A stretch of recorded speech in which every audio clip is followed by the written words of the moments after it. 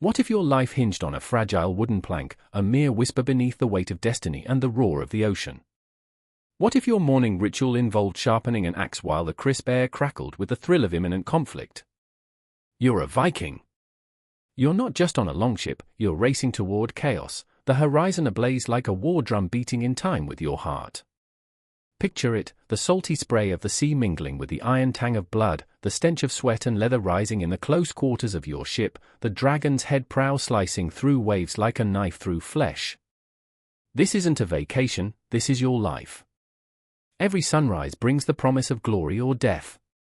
Your comrades, warriors, poets, madmen, laugh and curse, their voice is a chorus of bravado and bravado. Every joke is a dagger, every tale, a challenge. How many can claim to have robbed the rich and feasted on their spoils? How many walk this earth with the gods in their veins? But the gods are fickle. A storm rolls in, dark clouds gathering like the whispers of dread that haunt your dreams. The sea churns, chaotic, a belly of wrath. Your ship is both a cradle and a coffin. You grip the oars, muscles straining, the rhythm of your labor a pulse against the chaos. Did you think you'd get a reprieve? There's no rest for the wicked, or the warriors. What about the tales? The sagas that echo through the halls of Valhalla? They're not just stories, they're contracts with fate, binding you to bravery and bloodshed. You laugh at the notion of normalcy as you hurl yourself into the fray, plundered treasures in one hand, the thrill of battle in the other. Every raid is an invitation to chaos, a chance to etch your name into the annals of history or fall forgotten into the icy depths. But let's talk about the real stakes. Why not seize your destiny over a pint of mead, sharing a laugh with the gods themselves? You've danced with death, lived a life more colorful than your Jarl's banners. Your heart beats in sync with the clash of swords, and the thrill of survival is the only anthem you know. But wait! What happens when you're betrayed by your own? When the bonds of brotherhood fray like an old sail? Your longship isn't just arming you for battle, it's also a crucible of loyalty and treachery. Who do you trust when the enemy wears the face of a friend? Each ripple in the water holds secrets, each shadow on the horizon a potential foe. Will you stand firm against the tides of fate, or will you capsize beneath the weight of your own ambition? The answers lie just beyond the tempest, cloaked in the mists of memory and myth. So, strap on your helmet and sharpen that blade, if you dare. The longship isn't just a vessel, it's a portal to adventure, a promise of glory, a harbinger of doom.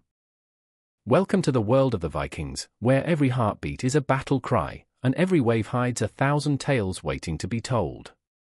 The night was thick with frost, each breath a plume of white in the biting air.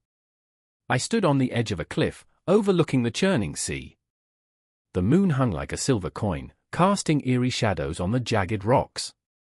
Waves crashed relentlessly, a symphony of chaos echoing against the desolate shore. It was a moment heavy with anticipation, the kind that sends a shiver down your spine. I remember the chill, the salt on my lips, and a whisper in the wind, a warning, perhaps, of what was to come. I was not alone. Beside me, Bjorn, his eyes glinting like shards of ice, stared into the abyss. He was a man tormented, standing on the precipice of his own fears. The village had whispered about him, some said he was cursed, others believed he carried the weight of the world on his shoulders. I had watched him grow, a boy filled with dreams, now a warrior hardened by loss, his fists clenched, trembling with the memory of his father's final breath. The sea roared, drowning out the echoes of a past that refused to let him go. Every wave crashed like a heartbeat of vengeance, and I could feel it thrumming in my veins. "Do you think the gods are watching?" he asked, voice low, as if speaking would summon the very deities who had turned their backs on us. His question hung heavy, like the fog swirling around us, thick and suffocating. I wanted to say yes, I wanted to assure him that there was something greater, something to cling to in this tempest of uncertainty. But instead, I simply nodded, my heart racing, a drumbeat of fear and doubt. Then there was Astrid, a flame flickering in the darkness, shadowed by the weight of her own desires. She stood a few paces behind us, her hands wrapped around a small amulet, a trinket of hope in a world of despair. She was fierce, yet fragile, a blend of determination and vulnerability that made her intoxicating. I often caught her staring into the horizon, a longing in her eyes that spoke of distant shores, of adventures that would never come to her. I felt her gaze on me then, as if searching for answers I didn't have. The air crackled with her unspoken words, thick enough to cut. "I remember when we used to dream of the stars," she said, voice barely a whisper. "Now all we dream of is survival." The weight of her words hung in the air, palpable, as the memories of our childhood danced in my mind, days spent weaving tales of glory, nights spent under the flickering light of the hearth, laughter echoing into the darkness. But those days felt like ghosts now, slipping through our fingers like sand. The village was restless, shadows lurking around every corner, whispers of impending doom swirling like the winds that howled through the pines. There had been omens, strange lights in the sky, the livestock refusing to eat, and the unnatural silence that settled over the land like a shroud. We were breathing in a fear that was almost tangible, a fear that clung to us, gnawing at our insides. I remember that silence, the way it felt like the calm before a storm, pregnant with the promise of chaos. "We can't let fear consume us," I said, trying to muster strength, but my voice trembled, betraying my own insecurities. "We need to fight." Strangely, I felt a flicker of hope ignite amongst the shadows, a fragile flame that dared to persist. Bjorn's jaw tightened at my words, a storm brewing behind his icy facade. He had seen too much, felt the cold grip of despair too deeply. Yet, in that moment, I could see the flicker of rebellion in his eyes, the yearning to reclaim what had been lost. But there was a darkness creeping in, a specter of fate looming just out of sight. Something ancient stirred beneath the surface, a call to arms that reverberated through the very earth we stood upon. The cosmos held its breath, stars flickering uncertainly as if they too were waiting for what would unfold. I could feel the tension crackle in the air, an electric thrill that made the hairs on the back of my neck stand up. It was as if the world was on the verge of awakening, the long-dormant spirits of our ancestors whispering through the winds. "What if we fail?" Astrid's voice broke through, laced with fear. "What if we're just pawns in a game we can't comprehend?" Her question cut deep, a jagged edge that sliced through our dreams. I wanted to tell her we would never fail, that we were the architects of our own fate. But in that moment, a silence enveloped us, a crushing weight that echoed our doubts and fears. The sea roared, its voice a reminder of the chaos that awaited us. Then, like a thunderclap, it came, the sound of war drums in the distance, a haunting rhythm that echoed through the valleys and sent chills racing down our spines.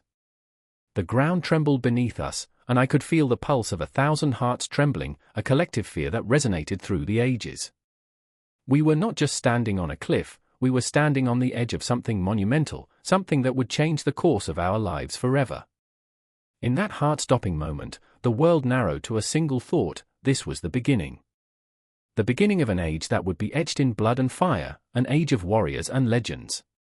I remember the weight of it all, the trembling uncertainty of what lay ahead, the ghosts of our past lingering like shadows behind us. There was no turning back now, we were caught in the tide of history, swept away by the relentless pull of destiny. And as we stood there, faced with the crashing waves and the distant sound of impending conflict, I knew that whatever came next would engulf us entirely. We were no longer just children of the village, mere figments of forgotten stories. We were becoming something greater, something more terrible, a force that would echo through time, a name that would strike fear into the hearts of nations. The night wrapped around us like a cloak, and as the drums thundered and the winds howled, I felt the weight of history pressing down, propelling us forward into the unknown. Just like that, the air crackled with the promise of chaos and courage, binding us together in a moment that felt both infinite and fleeting. It was not an end but a beginning, a fierce cusp of change that lingered just out of reach. And before the dawn broke, before the horizon ignited with the fires of conflict, we braced ourselves, ready to plunge into the heart of a new world, a world that would rise and fall like the very tides we stood upon. Rain battered the wooden planks of the shipyard, each drop a distant drumbeat echoing through the air, threatening to drown out all thought. The sky hung heavy, a shroud of grey pressing down upon everything, a world poised on the edge of despair. The scent of wet timber mingled with the salt of the ocean, an intoxicating perfume of dreams and nightmares. As I stood there, drenched and shivering, I could feel it, the pulse of history beneath my feet, the reverberation of 1,000 souls whispering their secrets through the beams of the Longship taking shape before me. A shadow moved, and I looked up to see Ragnar, his hands calloused and stained with wood and tar, hammering feverishly at a plank. Each strike echoed like a heartbeat, wild and frantic, a desperate prayer to the gods of the sea. His face was a mask of determination, but I saw the cracks of fear around his eyes, the way he flinched at every rumble of thunder. He had lost too much, and the weight of his past clung to him like a shroud. I understood that desperation, and knew the taste of its bitterness. "Ragnar!" I shouted over the wind, but he barely acknowledged me, lost in a world of his own making, carving out a sanctuary from the tempest. His obsession was both beautiful and terrifying, a dance with madness that tugged at the edges of his sanity. I felt a pang of guilt grip my chest. I could have reached out, could have pulled him back to the light. Instead, I stood frozen, watching the man I admired slowly descend into the shadows of his own creation. Then there was Ingrid, fierce and untamed, her laughter ringing like music amid the chaos.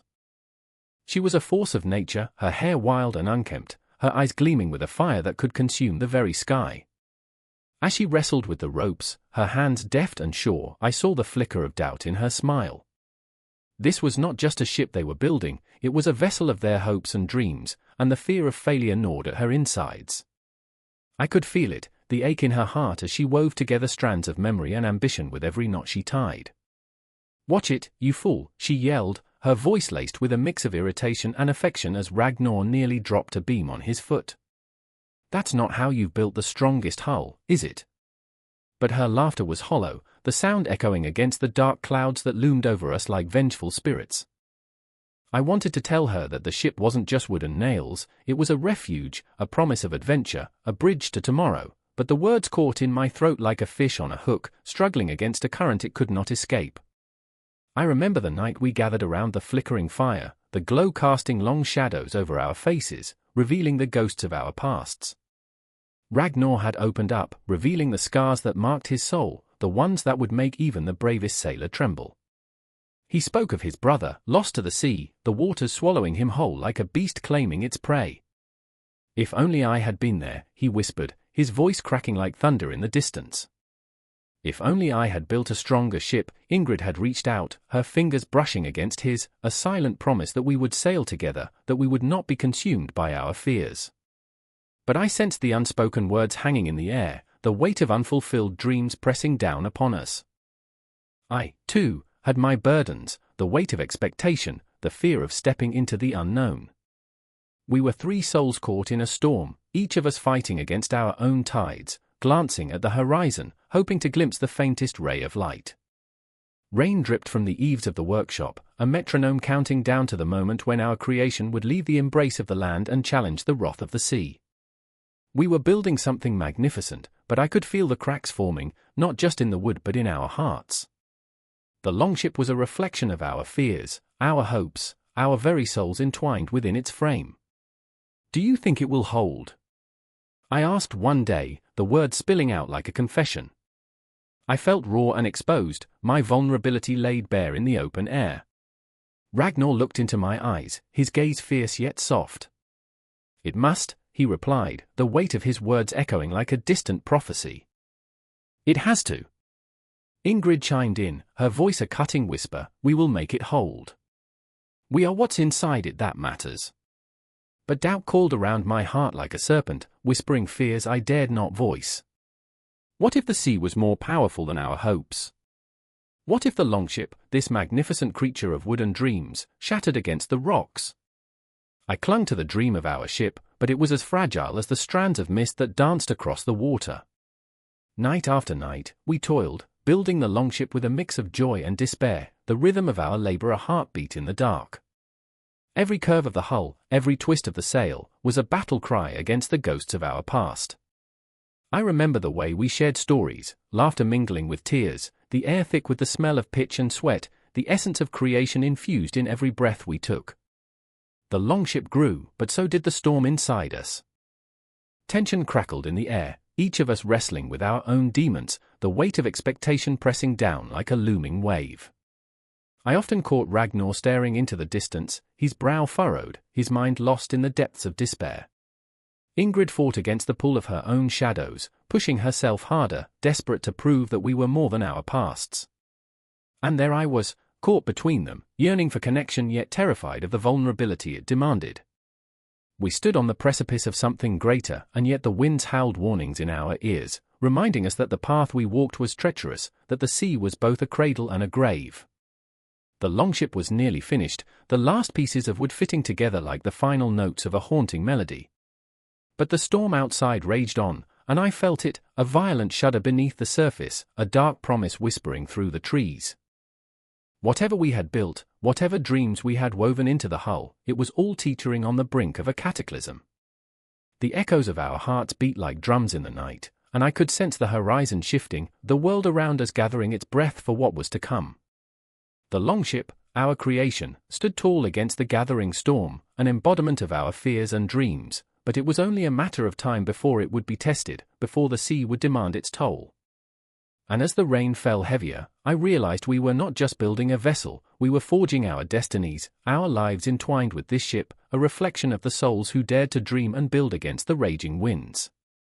The Longship was the heart of our struggle, our journey yet to unfold, a promise waiting to set sail into the unknown, to either conquer or be consumed. The air is thick with tension, a palpable dread that wraps around the crew like a shroud. I remember the clang of metal on metal, cruel, biting. A storm is brewing outside, and the ship creaks like an old man's bones, aching under the weight of the sky. The howl of the wind is a siren, a warning, a promise of chaos. I glance at Tessa, the ship's navigator, her eyes like twin storms, dark and swirling with fear and determination. Her hands grip the wheel, knuckles white, as the ship fights against the fury of the ocean. I can almost hear her heart racing, a drumbeat against the chaos. "Hold steady," she shouts, her voice barely rising above the roar. There's a fire behind her eyes, but it flickers with uncertainty. She has always been resolute, yet this moment threatens to unravel her. I remember when she whispered her dreams to the stars, when navigation was just a puzzle of constellations and tides, not a desperate act of survival. Beside her, Marcus, the ship's engineer, is a man on the edge. His hands are stained with oil and sweat, a testament to the countless hours he's poured into keeping this ship alive. But now, as he fights with the engine, I see a raw desperation etched on his face. "It won't hold much longer," he yells back, his voice trembling. Each word is a nail, driving deeper into the coffin of hope. I remember when he laughed easily, when he sang shanties that danced with joy and mischief. But this crisis has stripped him bare, leaving behind a soul haunted by ghosts of his own making. "Reinforce the aft." Tessa barks, her voice sharp as the knife that glimmers somewhere in the shadows of this ship. The crew moves like a well-rehearsed play, but I see the cracks, the threads fraying.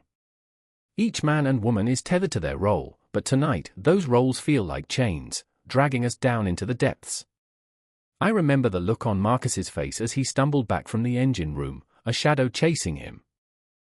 "We're losing power," he cries, and the air around us thickens with despair. His eyes dart to Tessa, and in that moment, I feel the weight of expectation. She is the captain, she must save us. But who saves the savior? The irony settles like a stone in my gut. The storm outside rages, a wild beast, and I can't escape the feeling that we're dancing on the edge of a knife. Each crash of the wave against the hull sends a jolt through me, reverberating with memories I can't shake. The crew has become family, bound by the trials of the sea and the shared weight of our dreams. I remember nights under starlit skies, laughter mingling with the sound of the waves, and the way Marcus would challenge Tessa's navigational skills, their banter a balm to worries. What a foolish thing it feels now, that laughter, lost to the tempest. "Get the lifeboats ready." Tessa's command slices through the air, and I see the fear mirrored in the faces of my crewmates. They move with urgency, but their eyes betray the truth: we're adrift in a sea of uncertainty. I remember the last time we spoke of a storm, a harmless joke that spiraled into tales of ghost ships and cursed waters. How naive we were, thinking the sea a friend. Now, it is a vengeful lover, intent on reclaiming what it believes is hers. Marcus's hands tremble as he works, and I want to reach out, to tell him it's going to be okay, but my voice feels like a whisper in a hurricane. The clock ticks away in the background, an ominous reminder that time is slipping through our fingers, grain by grain. I can't do this alone, he shouts, his vulnerability raw and exposed. I want to scream, to tell him he doesn't have to, that we're in this together, but the storm drowns my voice. Together, I finally manage, words a fragile thread. It's not just a word, it's a lifeline. I see the flicker of understanding in Tessa's gaze as she focuses on Marcus. We need to hold on to each other, she says, her voice steadying. It's a moment, a breath, an acknowledgement of our shared struggle. And then the ship lurches, a violent shudder that throws us all off balance. I grasp the railing, my heart racing as panic flares in the crew's eyes. Hold on! Tessa screams, her voice rising above the chaos, and for a heartbeat, we are suspended in time, lost in a collective heartbeat. I see the fear but also the resolve, we're not just a crew, we're survivors. All hands! On deck! I hear the call echo, an instinct kicks in. We move together, a chaotic symphony of bodies and desperation. I remember the moments that led us here, the laughter, the shared dreams, the bonds that have forged us into a family. The storm is our crucible, and we will either emerge together or be consumed by the depths. The rain lashes down, brutal and unforgiving, as we band together. I see Tessa at the helm, commanding the ship with fierce grace, and I catch a glimpse of the fire that fuels her. We're not done yet, she yells, and it resonates deep within me. This is her moment, her fight, and I realize we all have our battles to wage. The ship creaks and moans, but it is alive, just like us, fighting against the relentless tide. Marcus works beside me, sweat beading on his brow, and I can feel his heartbeat sinking with mine. Together, I murmur, and he nods, eyes fierce with determination. We are bound now, not just by the ship but by the choices we make in the face of despair. The storm is fierce, but so are we. The winds howl, and the dark sky looms, an abyss above us, but in this moment, I feel a flicker of hope igniting in my chest. We are the crew, and we will fight for our dreams. We will fight for each other.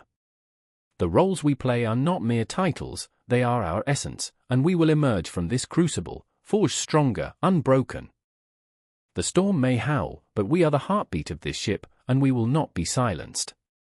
The waves crash, the wind screams, and we hold fast, knowing that whatever comes next, we face it together.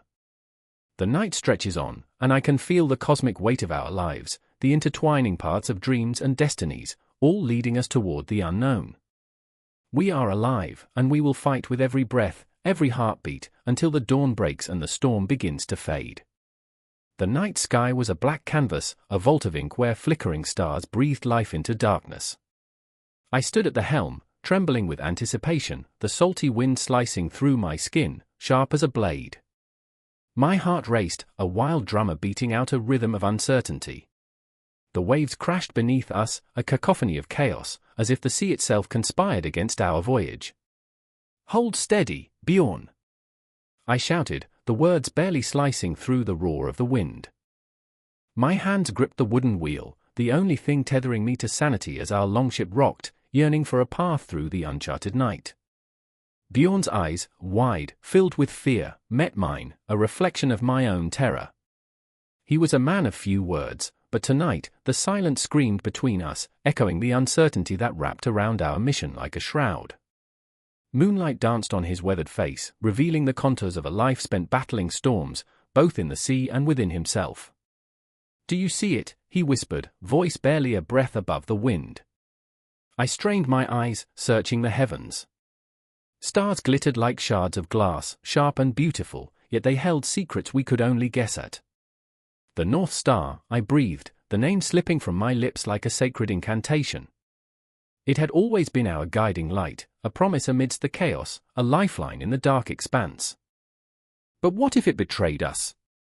What if the cosmos conspired against our desperate quest? Behind us, Saga stood, her presence a fortification amidst the turmoil. Her face, framed by wild curls, flickered with defiance. She was the heart that fueled our journey, but tonight, that heart was faltering. I saw the shadows under her eyes, the weight of dreams unfulfilled pressing down on her like a leaden cloak. We must trust the stars, she urged, though the tremor in her voice betrayed her. They led us this far. But what did trust mean when faced with the vastness of the universe? Every decision felt like a gamble, a roll of bones in the hands of fickle fate. I remembered our past, the nights spent beneath the same stars, weaving tales of gods and monsters, of heroes rising and falling. Each story an anchor, yet here we were, adrift in a world that felt more monstrous than legendary. Bjorn, I said, trying to anchor my own fear. What if we lose our way? The thought clawed at my throat, a choking reminder of the countless ships swallowed by the sea. I will not lose us, he replied, voice firm, yet laced with doubt. Not again. The shadows shifted, the wind howled, and I could almost hear the whispers of those lost at sea, a chorus of souls intertwined with history, each name a reminder of the cost of navigation. Ghosts, echoes of the past. They haunted my thoughts, drawing me deeper into the abyss. A shiver ran down my spine as I recalled the stories of my ancestors, those who had faced the same stars, who had danced on the precipice of nothingness. They spoke of sun compasses, of the shadows cast by the sun, of the wisdom found in the flight of birds. But how do you chart a course through fear? I remember the stories, I murmured, the words falling heavy between us. I remember the sun-turned compass, the way it danced across the horizon, an oracle of sorts. Saga turned her gaze skyward, her eyes glimmering with unshed tears. Then let's anchor our hearts to those tales. They brought us this far, didn't they? We were three souls tethered to a ship, navigating the stormy sea of our fears. The tumult of the ocean mirrored the tempest within us, a swirling chaos of aspirations, regrets, and the burden of dreams unmoored. I caught Bjorn's gaze again, seeing his own internal storm, a man haunted by the shadows of his past, every failure a ghost whispering in his ear. What if we're lost? He asked, the vulnerability in his voice cutting through the bitterness of the wind. The question hung heavy, a noose tightening around our resolve. Then we'll navigate by the stars, Saga answered, her voice rising in determination. That's what we've always done. It's in our blood. The waves surged, crashing against the hull with a ferocity that sent a jolt through our bones. The ship trembled, as if echoing our collective doubt. I felt the weight of history pressing down on us, the legacy of those who had come before. They had faced storms, navigated by the night's embrace, using every scrap of knowledge to find their way home. And yet, beneath the tension, beneath the fear, a flicker of hope ignited. If stars could guide ships across treacherous waters, perhaps they could guide us through this tempest of our hearts. I turned my gaze back to the sky, searching for that steadfast North Star, that shimmering anchor in an ocean of uncertainty. Look! Saga shouted, her voice piercing through the howl of the wind, there. The North Star. A beacon of light cut through the storm, a singular point of brilliance amidst the chaos. I felt a rush of adrenaline, warmth blooming in my chest, as if the cosmos itself nodded in acknowledgement of our struggle. We follow it, Bjorn declared, voice steady, his fear momentarily quelled. We trust it. And in that moment, amidst the chaos, the storm, the ghosts whispering from the depths, I felt it. The tension, the fear, the heartbreak, it all shifted. We were not merely navigating by stars, we were navigating our very souls, each heartbeat a compass guiding us back to who we were meant to be. With a deep breath, I steered the ship toward the North Star, the chilling wind no longer an adversary, but a harbinger of freedom. We were alive, bound together by the depths of our uncertainty, yet propelled forward by an unyielding hope.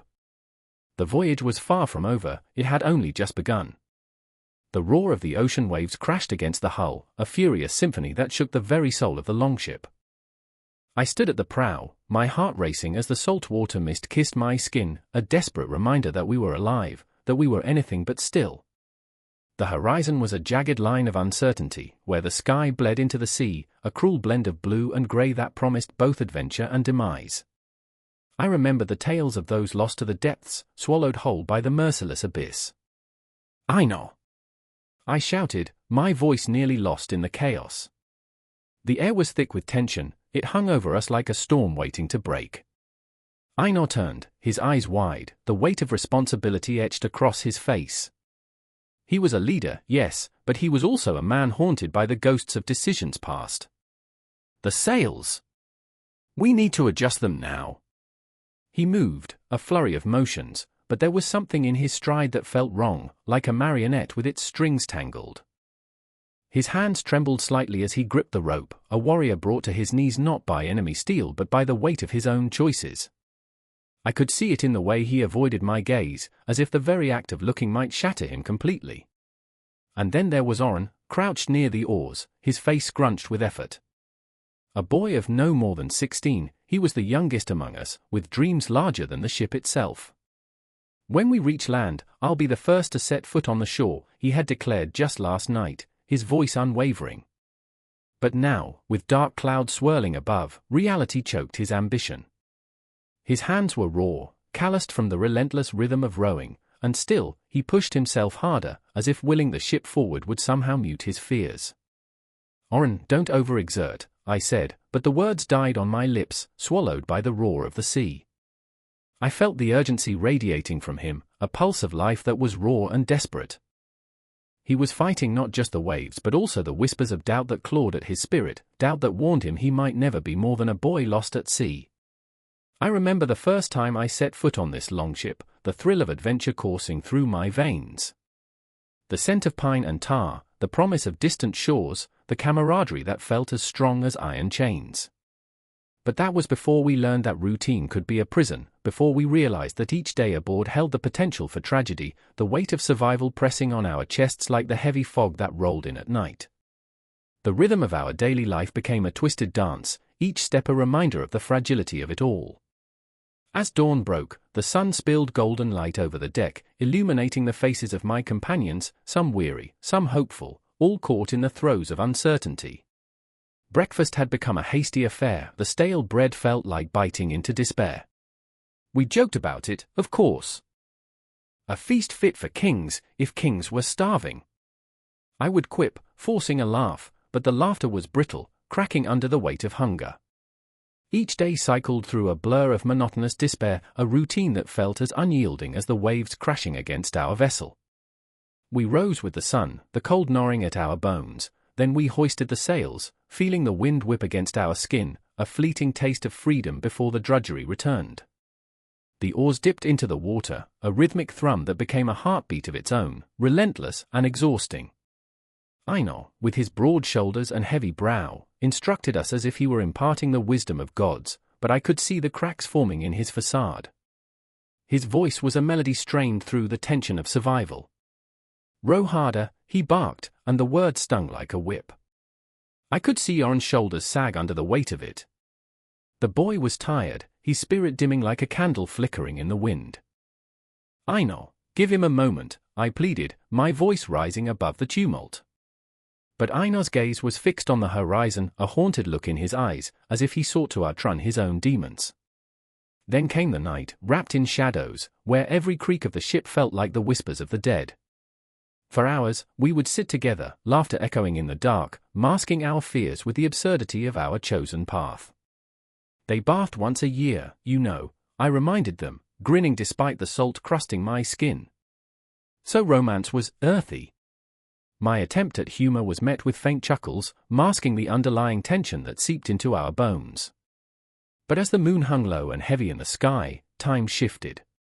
Each tick of the makeshift clock felt like a countdown to disaster. Einar would stare into the distance, his mind a tempest of regret. "I remember," he whispered one night, "the last raid, the screams of our kin."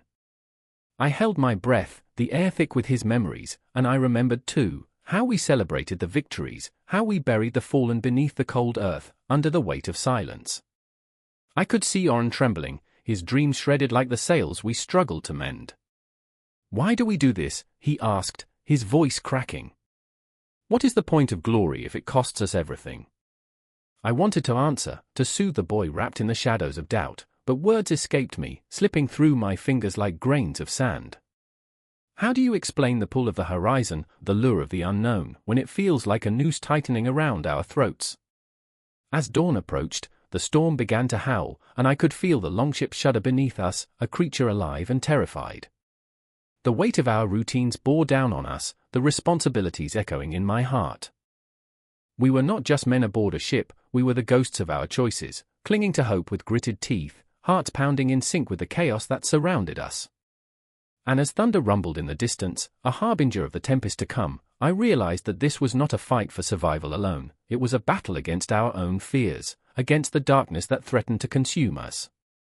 Einar, Orrin, and I, each tethered to the ship, to one another, to our fate, waiting for the storm and what it would unleash. The sea roared louder, a visceral scream that echoed through the night, a reminder that we were alive, but for how long? In that moment, I felt the cold grasp of reality, a harbinger of change. And as I looked at my comrades, I knew we were on the brink of something unimaginable, where the line between life and death blurred, where every choice could spell our doom or our salvation. The storm was coming, and there was no turning back. I remember the moment the storm broke. The sky, a bruised canvas of grey and black, roared as waves crashed against the hull, sending shards of salty mist into the air. The ocean, usually a calm companion, had turned into a wild beast, and in that tumultuous fury, I could taste fear, thick, metallic, and clinging to my throat like an old memory. The ship creaked, a ghostly sound that echoed my own trepidation. We were marooned on a floating prison of splintery wood and rusting iron, and as I glanced at the others, I felt the weight of despair settle in my chest like a stone. There was Miguel, his sun-weathered skin taut over hard muscles, a man who had once been a farmer, coaxing life from the earth. Now, he stood before the empty storeroom, eyes wide with disbelief, the last remnants of our supplies dwindling to a haunting echo. He searched for hope behind the stack of empty crates, but all that stared back at him was the shadow of desperation. I could feel the pulse of his fear, the way it mirrored my own, a shared heartbeat amidst the chaos. "What do we do now?" he whispered, his voice cracking like the timber of the ship. Beside him, Clara, her wild hair frizzing against the damp air, knelt on the floorboards. She had been a teacher once, a beacon of knowledge, but now her hands trembled as she picked at the fraying ropes that hung like nooses overhead. Her dreams had become as tattered as the sails, drifting away in the wind. "We'll figure it out," she murmured, but her eyes betrayed her, glistening with unspoken fears. I could see it, the gnawing worry that our rations were dwindling, a countdown to desperation, each tick of the clock echoing louder than the last. The ocean was unforgiving, an endless expanse of blue that promised nothing but hunger. I could hear the cries of the gulls overhead, mocking us, their shadows casting fleeting spectres over our dejected forms. They were scavengers, much like us, pecking at the remnants of our sanity, and I shivered at the thought of what the sea could demand of us. Would we become like driftwood, floating aimlessly, remnants of who we once were? I remember staring into the storeroom. It was a tomb, the once bountiful supply of salted fish, grains, and dried fruits had been reduced to a few decaying vegetables. The stench of rot mingled with the acrid scent of salt water, a nauseating blend that made my stomach churn. Each morsel was a memory, a piece of our past lives, now teetering upon the edge of oblivion. Clara pulled a wilted potato from the depths, cradling it as if it were a newborn. "It's not much, but it's something," she said, a determined smile plastered across her face, though it didn't reach her eyes. I could feel my heart breaking for her, for the weight of false hope pressing down on her like a suffocating shroud. Miguel's hands trembled as he took the potato from her, his fingers brushing against hers. "We can make it last," he said, but the tremor in his voice told me he didn't believe it. I watched as he pulled out a knife, the blade gleaming like a shard of moonlight, and for a moment, it felt as though he was wielding a weapon against our own despair. There was a primal instinct within us, all of us, an urge to survive that clawed at our throats, yet the reality was far more sinister. What lengths would we go to? What would we become? As we huddled over our precious find, I could see the flickers of hunger in their eyes, animals ready to pounce. The joke of civilization felt like a cruel spectre, whispering that we were mere shadows of our former selves. "We can fish," I suggested weakly, but the thought of braving the churning water made my stomach plunge deeper than the waves below. The ocean was both a provider and a predator, and in this storm, it felt like it was conspiring against us. Day turned to night, and the darkness wrapped around us like a heavy blanket. I lay in my cot, listening to the rhythm of the waves crashing, my heart racing as I imagined the shadows dancing across the deck. The ship groaned, its voice a haunting lullaby, lulling me into a fitful sleep. In my dreams, I wandered a city painted in vibrant colors, breathing in the scent of fresh bread and ripe fruits. I remember the laughter, the warmth of bodies crowding the narrow streets, the promise of life. But with each heartbeat, the music faded, replaced by the echo of waves. A sudden shout yanked me from my slumber. I bolted upright, panic flooding my senses as I rushed to the deck. Clara stood at the edge, pointing into the abyss. "Look," she cried, eyes wide with a mix of fear and exhilaration. I squinted into the dark depths, my heart pounding in my chest, and there it was, a flash of silver, darting between the waves. Fish! Hope surged within me like a tidal wave, but it was quickly dashed by the reality of our situation. We had no net, no way to catch them. "Let's try!" Miguel shouted, the wildness in his eyes igniting a spark of determination. We fashioned crude lines from fraying rope and improvised hooks from metal scraps, our hearts pounding in a frenzy of hope and desperation. As we cast our lines into the churning depths, I held my breath.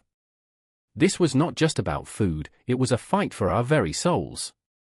The ocean might offer salvation or demand a sacrifice. After what felt like an eternity, Clara yanked her line back with a gasp. A fish, shimmering in the dark, flopped helplessly on the deck, its scales glistening like the promise of life. We whooped and cried, a chorus of raw emotion, joy intertwined with the fear of what the next wave would bring. In that instant, we were not just survivors, we were alive. But as we prepared our meager catch, I couldn't shake the feeling that shadows were closing in. I remembered the stories of sailors lost to madness, their minds devoured by the vastness of the sea. What would happen when the fish ran dry? What horrors would we unleash upon each other, clawing for the last remnants of humanity? The ocean's laughter echoed in my ears, and I knew, deep down, the battle was far from over. And so, we prepared to face the storm ahead, the weight of our choices looming like a spectre, each heartbeat a reminder of our fragile existence. The tides of fate were turning, and we stood on the precipice, teetering between hope and despair, as the horizon faded into an endless abyss. The air was thick with the scent of smoke and blood, the remnants of last night's skirmish still clinging to the early morning. I stood at the edge of the cliff, my heart pounding like a war drum. Below me, the village lay in ruins, houses smoldering, screams echoing in the distance like a symphony of despair. I could still see the glint of steel under the pale sun as the raiders moved through the wreckage like shadows, hunched and hungry. Their motivations were as raw as the wounds they inflicted, a desperate need that clawed at their insides like a beast wanting to escape. I remember the thrill of it, the intoxicating rush of power. I remember how it felt to see the fear in their eyes, to know I could take anything I wanted, gold, jewels, lives. I was not just a participant, I was a creator of chaos, weaving together destinies with a single swipe of my sword. But now, standing on that precipice, the real conflict gnawed at my heart, I was losing myself. Among the raiders was Ilara, her flame-red hair a stark contrast against the grey skies. She was fierce, a tempest wrapped in flesh. Each swing of her axe was a prayer, a plea for something better than this life of plunder. I watched as she hacked through the remnants of a door, her frustration evident as she shattered not just wood, but the shackles of her own past. "I'm not a monster," she screamed, voice cracking as if the very shards of her soul were breaking apart with every word. Her eyes, wild and electric, betrayed an insatiable hunger, not for gold, but for freedom. Then there was Rowan, my brother, my anchor. He moved with a grace that belied the chaos surrounding him, eyes calculating, every step a decision weighed against a lifetime of hardship. An echo of my own struggles danced in his gaze, a reflection of the pain that propelled us into this life. "It's just business," he said with a tight smile, but I could see the cracks. Each raid took a piece of him, each cry of the innocent a haunting note in an unending dirge. "Can't you see? We're providing for the family." But his words held no truth, they were a silk curtain hiding a rotting truth beneath. "Rowan," I called, my voice thin against the cacophony. "Is this really who we are?" The question hovered between us, heavy as a leaden sky. I could see the gears turning in his mind, a battle of loyalty and morality playing out in the depths of his blue eyes. The sun broke through the clouds, casting a harsh light on the truth we both refused to confront. A child, no older than 7, stood amidst the rubble, her doll clutched tightly to her chest, a silent plea for mercy in her wide eyes. Everything stopped. Time fractured like glass, each shard cutting deeper into the fabric of our lives. Ilara halted mid-swing, breath stilled in her throat. The world melted away, and in that moment, we were no longer raiders, we were simply people, caught in a web of circumstance. Please, the child's voice trembled, quaking like a leaf in the wind. It pierced through the armor we wore, and for a heartbeat, I saw the flicker of humanity reflected in Ilara's fierce gaze. We need food. Just food. It was a call to adventure, not for treasure, but for redemption. Just as the skies can crack open to release a storm, the state of our hearts could shift with a single moment. I felt it then, the pull of something greater than gold.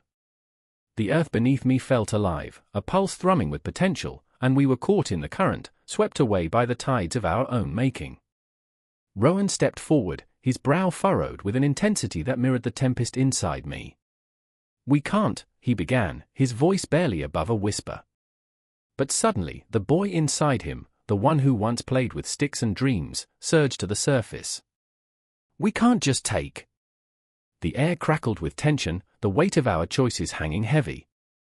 Ilara dropped her axe, the sound like a gunshot in the stillness. Then what do we do?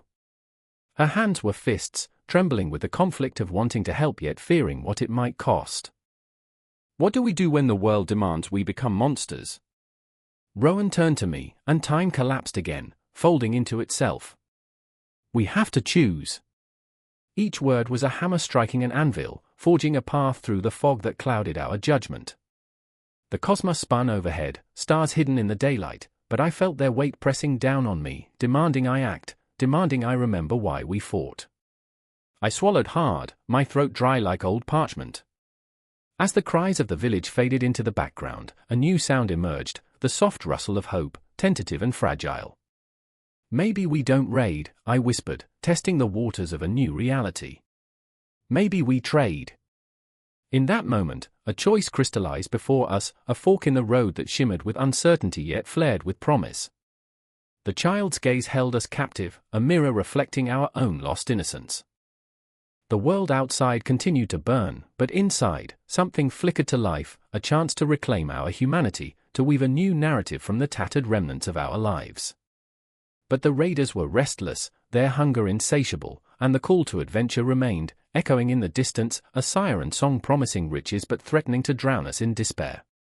And as Ilara, Rowan, and I stood on that precipice, the shadows lengthened around us, whispering of choices yet to come, of battles both external and internal still to be fought. We could hear the clamor of our comrades, the savage thrill of raids yet to come, but within that chaos, a new fire sparked, one that might lead us toward a different kind of adventure. Where would it take us? What sacrifices would we need to make? The only certainty was this: the call echoed louder, and the choice lay heavy on our hearts, twisted like the roots of an ancient tree, begging for light and air, yearning for something more. The storm roared like a beast awakened. Lightning cleaved the sky, illuminating the frantic faces aboard the small vessel, the *** mariner's ghost ***. Water surged over the bow, each wave a monstrous hand reaching to drag them into the depths.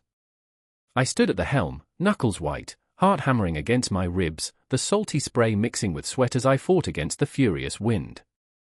I could feel it, the ocean's pulse, a chaotic rhythm that threatened to swallow us whole. But I couldn't let go.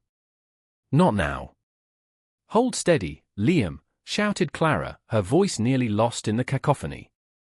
She was a fierce spirit, but her eyes betrayed her, fear flickered beneath the surface, raw and unrefined.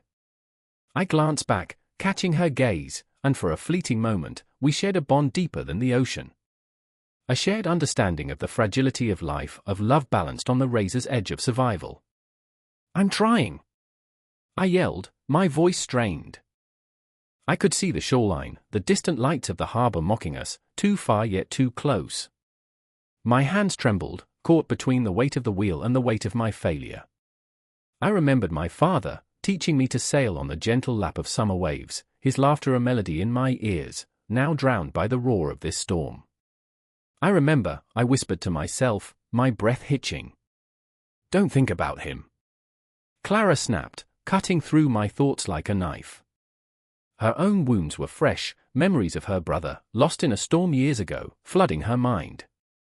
I could see the shadows dance in her eyes, the ghosts of past decisions haunting her. We were both running, but from what? From our histories, from our regrets, or from the very sea we had both fallen in love with. As the boat pitched violently, I caught a glimpse of Sam, our third companion. He was braver than most, with an infectious grin that could light up the darkest nights. But now, his face was pale, eyes wide with terror, hands fumbling with the sails. Get the mainsail down, he shouted, but the words were swallowed by the storm. I could feel his urgency, his fear, and it mirrored my own. I grasped the rope, my fingers slick and trembling, the knot twisting in my mind like the storm around us. Clara, help him! I barked, the command spilling from my lips as I fought against the unrelenting force of nature. The wind howled, a banshee's wail promising death, and I could almost hear the ocean laughing at our plight. Sam, you need to. Clara's voice broke, her face a mask of determination and vulnerability, and just for a moment, I saw the girl beneath the warrior. The wounds were raw, the past bleeding into the present, but we were united in our struggle against the waves. I remember the last time we were out here, the sun warm, the sea calm, laughter spilling from our lips like spilled wine. But this? This was madness. I fought against the memories, against the dark whispers that taunted me from the depths. Don't let it take you, I murmured, more to myself than anyone else. The words echoed in the hollow of my chest, a mantra against the chaos.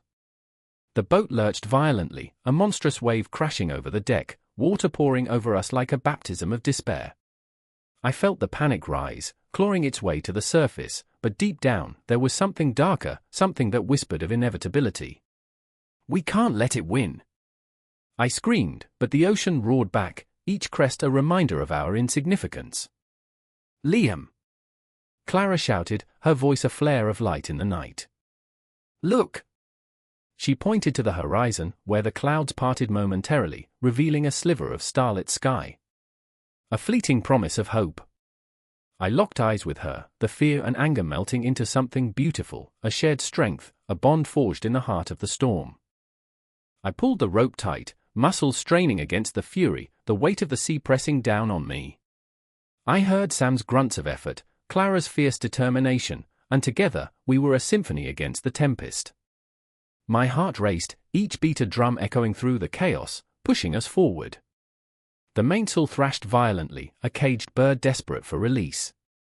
Trust me! I yelled, not just to Clara and Sam, but to the ocean itself, to the storm that threatened to consume us. My father's voice rang in my ears, teaching me the art of seamanship, a dance with the elements, a battle fought with respect and understanding. Liam! Clara's voice was sharp, pulling me from my thoughts. I turned, meeting her fierce gaze, a spark of fire amidst the storm's fury. We can't do this alone. Her voice was a lifeline, a reminder that we were not just fighting for ourselves. We were fighting for each other. The waves crashed against the hull, a cacophony of sound, but in that moment, there was clarity. I looked at Sam, then back to Clara, my heart swelling with an overwhelming sense of purpose. Together, I said, the word a rallying cry, a promise. And in that instant, the world narrowed, the storm fading into the background as we united in our struggle. I tightened my grip, leaning into the wheel, feeling the boat's rhythm beneath me, a heartbeat of wooden salt and courage. We were alive, we were here, and our fight was just beginning. The storm raged on, but within the chaos, we found our strength, our truth. I closed my eyes for a heartbeat, drawing in the briny air, the scent of the ocean mixed with the electric charge of the storm.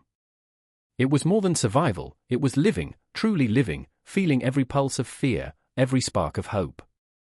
And as I opened my eyes, I saw the horizon shift, a flicker of light breaking through the dark, a glimmer of something more than just a fight against the storm. It was a promise of dawn, a chance to rise from the depths, and for the first time, I believed we might just make it. But the storm was not done with us yet, nor were the shadows of our past. And as the tension swirled around us, I knew this was only the beginning. The ocean had its secrets, and we were about to unearth them, one wave at a time. The air thickens with salt and tension. Waves crash against the hull of the Longship, each one a heartbeat, a reminder that life teeters on a knife's edge. I stand at the prow, I scanning the horizon, where the sun bleeds into the sea, a fiery omen of chaos to come. The wind carries the stench of fear mingled with sweat, a heady perfume of imminent violence. Hold fast! I shout, though the command feels like a whisper against the roar of the ocean. As I brace myself, my heart pounds to an ancient rhythm, a battle song passed down through generations. I can feel the ghosts of my ancestors urging me forward, their faces etched in the flickering shadows dancing on the deck. Among them, I see Eric, my best friend, his fiery hair whipping in the wind, his eyes alight with unsettling excitement. He grins like a madman, as if the chaos is a game, a dance with death that we must master. But beneath that bravado lies a tremor, a fear that gnaws at me or at us. We are not invincible, we are here to fight for our lives, our honor. Across from him stands Ingrid, her voice sharp as the blade she wields, a woman forged in the crucible of hardship. She's a storm wrapped in a fragile shell, her face a canvas of determination and despair. We'll make them pay, she growls, though her hands shake with the weight of her unspoken fears, memories of battles lost, friends fallen. The Longship creaks beneath our collective dread, its wooden bones saturated with blood and history. I remember the tales, the brave, the reckless, the foolish, and I know I must choose my path carefully. The sea churns violently, reflecting the chaos within our hearts. We are at war, and the enemy approaches, a fleet of dark shapes flickering in the distance, ominous as shadows cast by a dying sun. I can feel the weight of the moment wrap around me like a noose, squeezing the breath from my lungs. They're close, I whisper, though dread claws at my throat. Eric's laughter cuts through the tension, a jagged note in the symphony of terror. Let them come, he shouts, as if daring fate itself to befriend him. My eyes narrow, I see the reckless glint in his gaze, a fire that burns too brightly, too impulsively. I know that same fire can lead to ruin. You think it's a game? I bite back, my voice trembling with urgency. Each word feels like a plea wrapped in desperation. The sea roars louder, a beast awakened by the scent of blood, and I am thrown back into the haunting memories of my past, battles fought on distant shores, the screams of the dying echoing in my ears. I remember the faces of those who fell, men and women whose dreams were extinguished by greed and hate. We fight for our home, for peace, I remind myself bitterly, though the truth is a heavy anchor dragging me down. The winds howl like the souls of the damned, and every heartbeat echoes the burden of those lost. Ready the oars.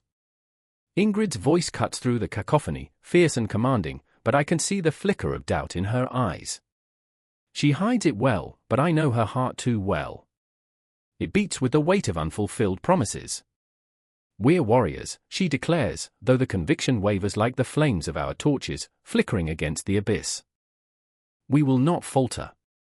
And then, like a dark omen, the enemy ships break the horizon, their sails billowing like the wings of crows preparing for a feast, their hulls slick with menace. My stomach tightens as panic churns within me. I've seen ships burn, heard the screams of men caught in the throes of despair. I remember, I whisper, the memories crashing in, faces, bodies, flames licking at the night sky like hungry spirits. Eric grips my shoulder, his touch grounding, an anchor amidst the storm. Whatever happens, we fight together. His eyes are fierce, committed, yet I see the fear flicker behind them. It's an unspoken bond, a promise dripping with the weight of uncertainty. The anticipation hangs thick in the air, each moment stretching like an eternity, each heartbeat a drumroll leading to an inevitable clash. Steady! Ingrid bellows, her voice rising above the cacophony of crashing waves. We are not mere men and women, we are a family of warriors, bound by blood and fate, standing on this fragile vessel, teetering between triumph and tragedy. We row in unison, heartbeats synchronized with the rhythm of our desperate escape. The enemy closes in, their war cries piercing the air like arrows cut loose from their bows. The world narrows, the chaos around us blurring into a singular focus. I remember the warmth of hearth and home, the laughter of children echoing in the halls, and the dreams of a peaceful life. But this is not that life. This is a test, a crucible forged in the fires of our ancestors. We are the storm, the tempest, the fury of the sea, and we shall rise or fall together. And as the enemy boats surge forward, cutting through the waves like predators hunting their prey, I steel myself for what's to come. Time stretches and collapses, I can feel the weight of every heartbeat, every breath that fills my lungs, filling me with a fire of determination. I will not lose myself to fear, nor will I let them take our home. I will fight, for Eric, for Ingrid, for the ghosts that linger in our wake, watching, waiting. With a roar that drowns the chaos, we surge forward into the fray, the world exploding around us in a cacophony of metal and flesh, fear and fury, love and loss. And as I charge into battle, I know that whatever fate awaits, we are bound by the tides of war, entwined in an endless cycle of strife. The sea will remember us. The air was thick with the smell of salt and sweat, the ocean a churning beast, angry and tumultuous. I stood at the ship's edge, heart hammering in my chest, the roar of the waves echoing like the drums of war in my ears. Rain lashed down, piercing the skin like daggers, each drop a reminder of the gods watching us from the shadows. They were here, I felt it, Odin, with his one eye always seeking wisdom, Freyja, her wild, fierce love flickering in the storm. I could almost hear their whispers above the thunder, urging us forward into the unknown. Beside me, Bjorn gripped the railing, knuckles white against the varnished wood. His face was etched with lines of uncertainty, a tapestry of doubt woven through with the threads of destiny. He was not just my friend, he was my brother in arms, yet even he seemed a stranger in that moment, transformed by fear. We should have turned back, he muttered, voice barely rising above the shattering waves. But turning back was not an option, our fate was sealed, bound to the whims of the gods who demanded sacrifice. I remembered the stories, tales of those who had sailed before us, who had faced the wild seas and danced with death, only to return as legends. But legends had no heartbeat, no pulse of fear, no worry gnawing at their insides. I was flesh and blood, and the weight of our mission pressed down like an anchor. We sought glory, yes, but at what cost? The sea was a graveyard for dreams, and I could feel its cold fingers reaching for us. Ava, the fierce shield maiden, stood a few steps away, hair plastered against her face, eyes bright and wild. We will not die today, she declared, voice cutting through the tempest like a sword. Her spirit was aflame against the storm, but it flickered, just as mine did. The echoes of her past haunted her, her family lost to raiders, her heart forged in blood and vengeance. She had come to this ship seeking justice, a thirst for retribution that could drown 1,000 men. But what if that thirst consumed her? I turned to face her. What if the gods have other plans? The question hung between us, heavy and trembling. We were not their chosen, after all, just pawns in a game far greater than ourselves. She met my gaze, and for a moment, I saw it, the flicker of fear beneath her fierce exterior. It was raw, it was real. We all had our ghosts. No, she replied, shaking her head, defiance coursing through her like a wild river. I have seen the edge of death. I have danced with it. It doesn't frighten me. What frightens me is living without purpose. With those words, she conjured the spirits of the dead, reminding us of their watchful eyes, of the price we paid for our choices. The ship groaned against the waves, wood creaking like bones, and suddenly I felt a pull, an insistent tugging at the depths of my being. The ocean was alive, a creature ready to swallow us whole if we dared falter. I remembered the ritual from the night before, the fire crackling, shadows dancing as we sacrificed a goat to the gods, its blood pooling like dark promises on the earth. We had invoked their favor, but at what cost? I could see the flicker of that flame in Bjorn's eyes, too, resembling the glow of the fire as it consumed the offering, but now his resolve was waning. What if they are angry? He asked, voice trembling like the ship beneath our feet. What if we are cursed for what we've done? The shadows shifted, and I felt the itch of paranoia creeping along my skin. I took a breath, tasting the salt and fear mingling in the air. If we are cursed, then let us face it. Let us meet our fate like warriors. The words sounded hollow even to me, but they were all I had to offer. I felt the weight of countless eyes upon us, the spirits of those lost at sea, their whispers swirling around like the storm.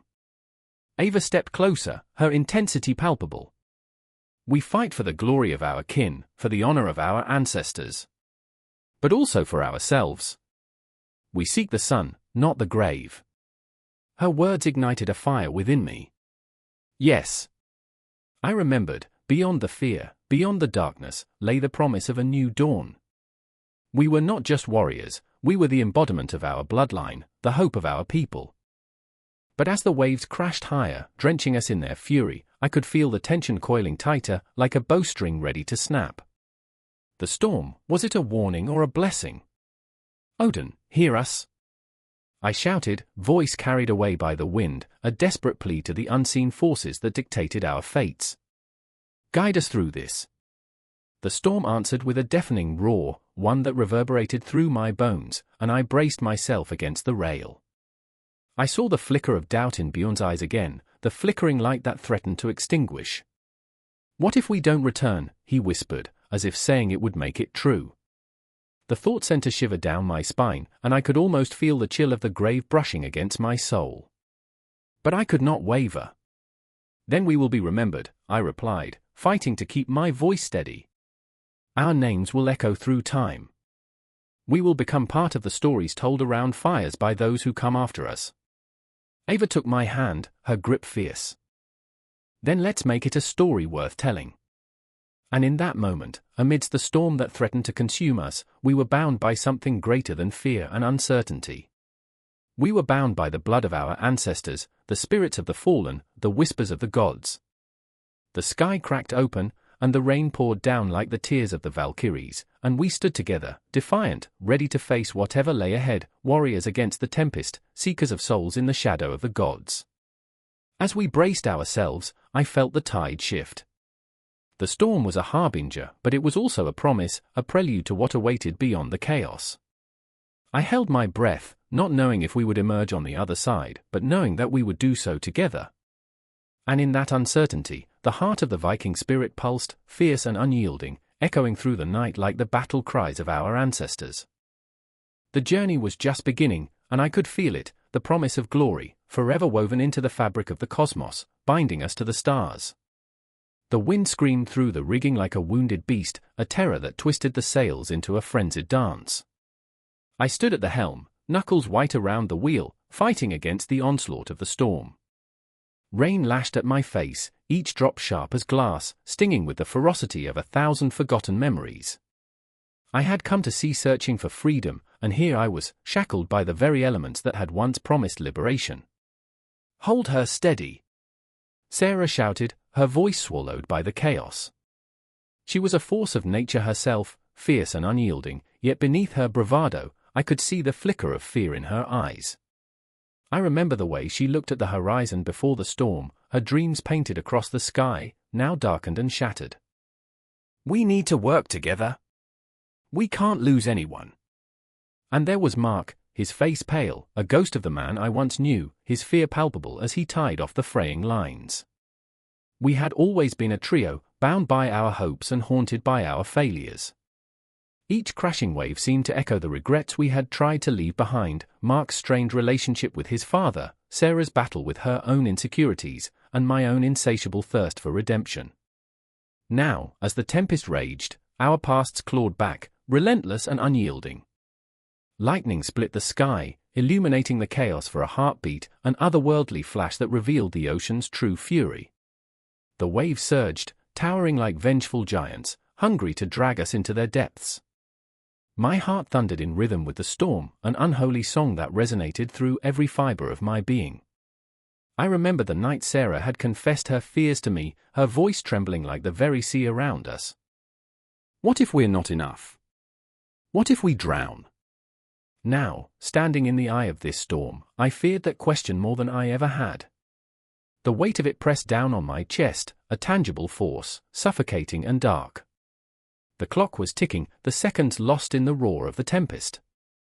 I can't do this. Mark's voice cracked, a raw edge of panic slicing through the air. We're going to die out here.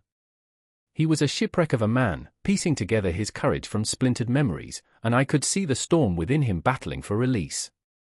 I wondered if he felt as trapped as I did, as if the waves weren't just water but the weight of our choices crashing down upon us. "Shut up!" I barked back, the harshness of my tone surprising even me. "We have to believe we can fight. We're not dead yet." But even as the words tumbled from my lips, doubt slithered into my mind, whispering of failure, of surrender. The storm was merciless, relentless, and I was just a man, a floundering soul in an unforgiving sea. I remember the fleeting moments of calm before the tempest, the laughter shared over stolen glances, the camaraderie forged in the glow of lantern light. Now, those memories felt like shards of glass, sharp and dangerous, threatening to cut deep. I could almost see the city skyline in my mind's eye, the lights flickering like stars lost in a turbulent sky. Back there, life was mundane and predictable, and I used to think I wanted to escape. But now? Now I longed for the safety of a warm bed, the comfort of a simple routine. "Look out!" Sarah screamed, pulling me back to the present as a wave crashed over the bow, soaking us to our bones. Time slowed, and for a moment, I could taste the salt on my lips, feel the suffocating embrace of the ocean as it threatened to swallow us whole. It was chaotic and raw, the embodiment of everything that lay hidden in our hearts. "Fight like hell!" I roared, the words a desperate rallying cry. We were not just battling the storm, we were grappling with our demons, confronting the shadows of our pasts. I saw Sarah's resolve harden, her eyes igniting with a fierce determination. Mark, trembling, found his voice, and together we became a symphony of defiance against the chaos. As the storm swelled, each wave crashing against us felt like a battle fought against our own insecurities, our own fears. With every gust, I felt the weight lift, inch by inch, as we moved as one, 3 souls entwined in a desperate dance, clinging to hope. The storm was unrelenting, but so were we, our hearts pulsing with the rhythm of survival. "I remember," I whispered, lost in the cacophony, "the way we promised we'd never let go, no matter what." And then, as if the universe conspired to test our resolve, the boat pitched violently, and for a moment, time froze. The world narrowed to a singular point, the 3 of us, suspended between life and death, caught in the storm's unforgiving grip. We shared a glance, a silent vow, and in that heartbeat, I knew. I knew that the real battle lay not in the storm but within ourselves. The water roared, the wind howled, but somehow, amidst the chaos, something shifted. I felt a surge of power, a force rising from within. We were forged in pain, tempered by the storm, and together, we would face whatever lay ahead. But just as that thought ignited a flicker of hope, another wave loomed, dark and monstrous, a wall of water ready to consume us. "Hold on!" Sarah cried, her voice a beacon against the storm. And in that moment, as the wave crashed down, everything blurred, the storm, our fears, our regrets, and I realized we were not just fighting for survival. We were reclaiming our lives, battling against everything that had ever threatened to drown us. The storm raged on, unyielding, but deep within the tempest, a calm began to bloom, fragile yet fierce. As we faced the darkness, we began to understand that sometimes, the fiercest storms bring not just destruction, but the chance for rebirth. And as the boat creaked and groaned beneath us, we fought not just against the elements but for each other, for the hope that shone like a distant star, guiding us through the night. The storm howled, but we stood strong, united against the unrelenting tide, our hearts echoing a rhythm of defiance, ready to face whatever came next. The air crackled, heavy with the scent of spice and smoke, as the sun dipped below the rooftops of the bustling market. I remember the moment a siren's wail shattered the afternoon, echoing through narrow alleys like a ghost's lament. I felt it then, a shiver, an electric pulse of fear. The tension twisted my gut tighter, like a noose around my heart. The festival of trade had transformed into a cacophony of chaos, and I stood there, a mere spectator, paralyzed by the weight of impending doom. Elias, my childhood friend, was somewhere in the fray, scrambling to secure his family's precious wares, a vibrant collection of textiles that whispered tales from distant lands. His laughter had always been a balm, but now, it was lost beneath the cries of panic. I could almost hear his voice, buoyant and reckless. "We thrive on the edge, my friend. What's life without a little madness?" Irony clung to his words like a shroud, cutting through the thick fog of uncertainty. He was a dreamer, always chasing the horizon, but I feared he'd run too far this time. And then there was Mara, fierce and defiant, her eyes a tempest of emotions. She stood nearby, arms crossed, face set like stone, as the crowd surged and swelled. I could see the internal battle within her, the conflict between loyalty to her people and the desire for something more, something transcendent. The way her jaw clenched when she caught sight of a group of foreign traders was nothing short of tragic. They were a reflection of all she longed to escape, yet they were also her people, their cultures intertwined like the threads of her own woven tapestry. "Why do we cling to the past?" she'd often ask, her voice a mixture of desperation and defiance.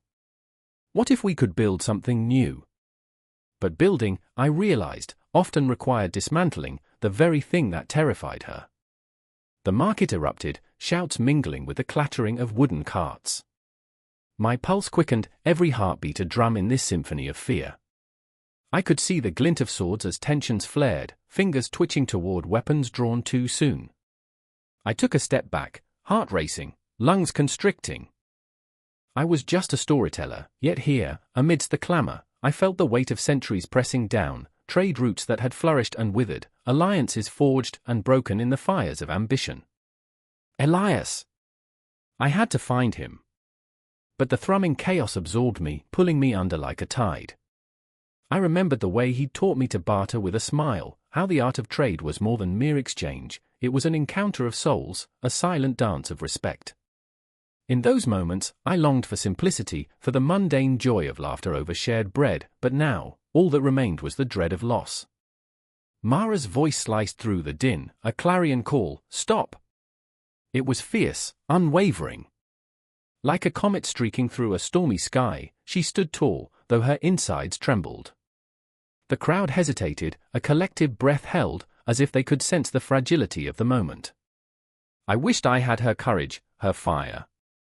I was just a shadow, lurking, and here she was, a beacon against the encroaching darkness. "Listen," she urged, her voice rising above the clamor.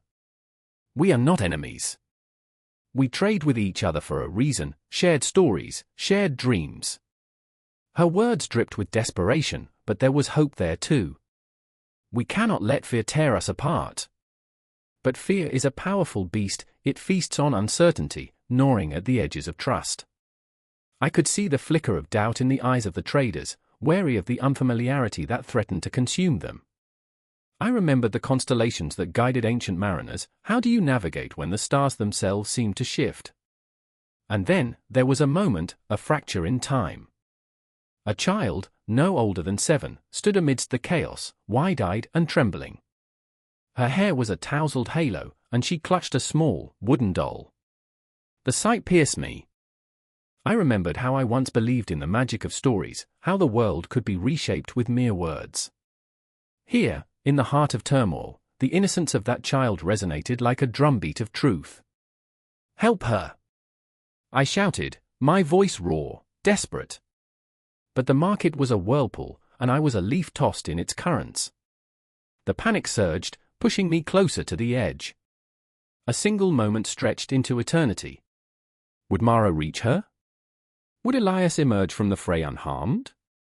I felt the ghost of 1,000 encounters thrumming in my veins, each trade, each diplomatic gesture, every handshake that had built bridges but could just as easily crumble them.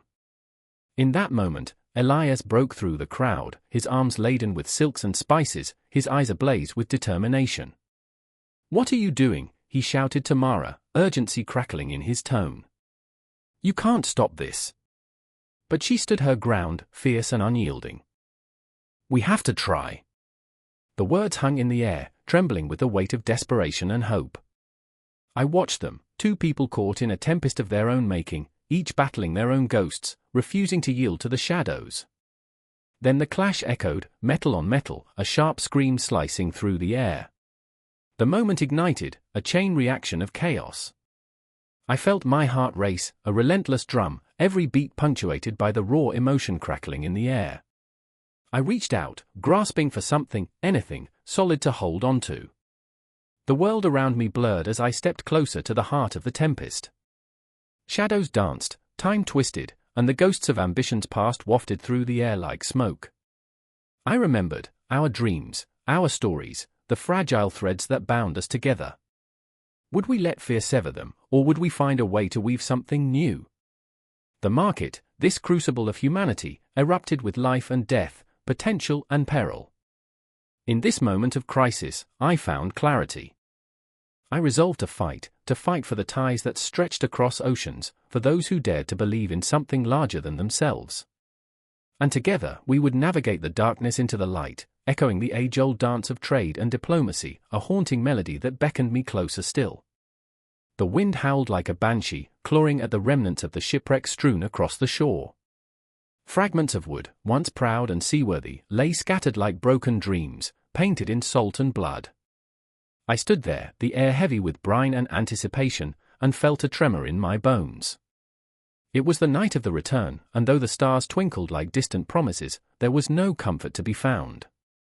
Leif, my brother, stood beside me, eyes wild, hair whipping against his face like the sea itself had come to reclaim him. He'd been lost for months, a ghost haunting my nights, and now here he was, flesh and blood, yet still somehow distant, a stranger wearing his skin. "Do you remember?" he whispered, voice cracked like old parchment. "Do you remember the stories we told by the fire?" A flicker of warmth ignited in my chest, battling the chill that danced in the shadows around us. "I remember," I replied, though the memories felt like shards of glass, beautiful and dangerous. I remember the tales of heroes and monsters. I remember the laughter echoing against the cliffs. But laughter felt like a distant shore now, and the weight of silence pressed down upon us. The village was alive with flickering torches, casting long shadows, welcoming the return of those who had ventured into the abyss.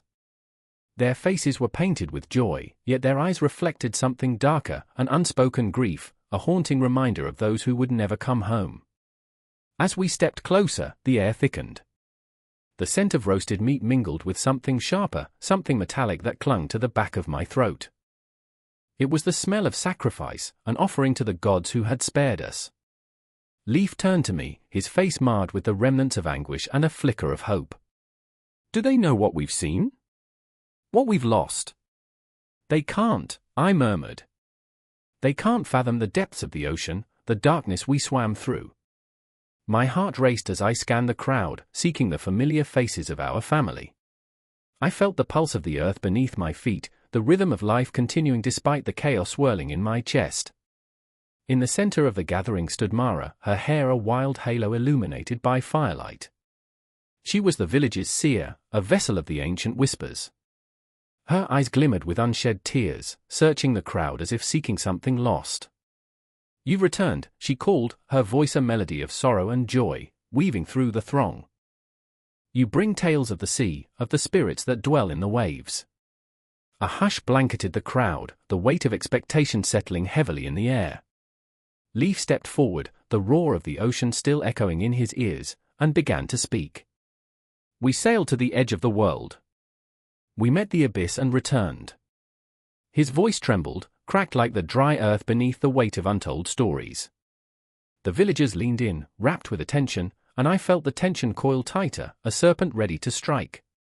I wanted to scream, to tell them that the tales were not filled with glory, but with darkness, the faces of the drowned, the screams of the lost. I remembered them, the ghostly apparition swirling in the depths, eyes wide with fear and regret. I remembered their names, whispered into the salt-tinged wind, desperate to be heard. As Leif recounted our journey, the tension shifted, morphing into something electric. The fire crackled, and embers danced like spirits escaping their earthly bindings. The villagers, captivated, began to cheer, celebrating the mere act of our survival, yet I felt hollow. My heart ached with the weight of those we had left behind. Mara stepped forward, eyes piercing through the revelry. "But what of the price?" she asked, her voice cutting through the jubilation like a shard of ice. "What of the souls that were not returned?" A heavy silence draped over us. The cheers faltered, replaced by murmurings, the joyous facade crumbling like a sandcastle against the tide. Leif faltered, the bravado slipping from his lips as the reality of our voyage clawed its way back into the light. We lost friends, companions. The sea, it demands its tribute. The village seemed to tremble, shadows flickering as if the spirits themselves were listening, lurking just beyond the edges of our understanding. I could see their faces in my mind, each a testament to the fragility of life, every laugh shared now a haunting echo. I swallowed hard, the weight of my guilt threatening to drown me in an ocean of despair. Suddenly, laughter erupted from the back, a dissonant chord in a mournful symphony. It was Hilda, her voice laced with the madness of joy, as if she had stolen happiness from the very jaws of grief. Let us celebrate the return. Life is precious, she cried, throwing her arms wide as if to embrace the ghosts of those lost. But I could only see the shadows, the faces of the departed flickering in the firelight, their eyes pleading, begging for recognition. Can't you see? I shouted, voice breaking, they are still here. The price is still being paid. Mara's gaze locked onto mine, a knowing sadness illuminating her features. And what will you do with this pain? She asked softly, her voice a gentle caress in the storm. I wanted to say I would honor them, keep their memories alive, but the words felt like a fragile thread, barely holding together the tapestry of my heart. I don't know, I whispered, choking on the truth. I don't know how to carry this weight. As the night wore on, the celebration continued, laughter mingling with sorrow, joy wrapped around loss like a bittersweet embrace. I found myself watching Leif, how he reveled in the attention, the warmth of the crowd washing over him, while I stood on the periphery, an outsider in my own life. Time twisted, hours blending together in a surreal dance of shadows and light. I felt the world spinning around me, the laughter fading into a haunting echo. I was trapped in a moment, both painfully vivid and painfully distant, caught in the throes of memory and the lingering presence of absence. The fire crackled, shadows flickering against the night sky, and I knew this was just the beginning of a cycle unbroken. The ocean had given us back our lives, but it had also taken something far more precious. With every heartbeat, I felt the weight of it, a ghost clinging to my soul, an unfinished tale woven into the fabric of our return. And as the stars blinked above, the darkness whispered, reminding me that this voyage was not over, it would linger, haunting us, until we faced the depths once more. The ship's timbers creaked, an ancient groan that echoed the agony of lost souls, as the storm rolled in, dark clouds swirling like the restless spirits of long-dead sailors. I remember standing on that rocky shore, salt spray mingling with the tears I couldn't shed, watching as waves crashed against the Longship, its dragon-headed prow slicing through the foam like a knife through flesh. It was awe-inspiring, terrifying, a reminder of a time when men were both conquerors and cowards, driven by dreams as fierce as the wind that howled around us. Ragnhild stood by my side, her eyes stormy like the skies above us. A warrior at heart, she had the spirit of a raven, wild and untamable. Yet in that moment, I saw the fear flicker behind her fierce facade, the uncertainty that gnawed at her soul like a hungry wolf. They'll come, she murmured, voice barely audible over the tempest. They always come. I could sense the ghosts of her past, those she had left behind, clinging to her, whispering secrets of betrayal, of blood spilled on foreign shores. What if they don't? I countered, but even as I said it, I felt the weight of history pressing down on us, like the iron chains that bound the captives of our ancestors. The Longship, a vessel of terror and triumph, had forged a legacy that was both a blessing and a curse. It was built for exploration, for conquest, but it was also a vessel of nightmares. As the storm raged, I couldn't help but think of Bjorn, my brother, who had taken to the sea years before, his laughter ringing like a bell in my memory. I remember how he'd promised to return. I'll bring back treasures, he'd said, and stories that will send shivers down your spine. I'd laugh then, joyous in naive anticipation. But now, the abyss swallowed my laughter whole. He had followed the call of the Longship, drawn into the depths of the ocean, like a moth to a flame. The wind howled around us, and Ragnhild clenched her fists, knuckles white as bone. You think the past won't haunt us, she shouted, the storm giving voice to her rage. You think we can escape the blood that stains these decks? She was right, of course. The legacy of the Longship was stained with more than brine and salt, it was steeped in the cries of the vanquished, the wails of mothers whose sons were lost to the sea. I had never considered myself a warrior, more a chronicler of others' exploits, yet standing there, I felt the fire igniting within me. "We can change it," I declared, though I hardly believed it myself. "We can steer a different course." But the words tasted like ashes in my mouth. How could we rewrite history when history had already inscribed itself upon our souls? The rain poured down, a baptism of sorts, washing over us, cleansing and yet binding us to the past with each drop.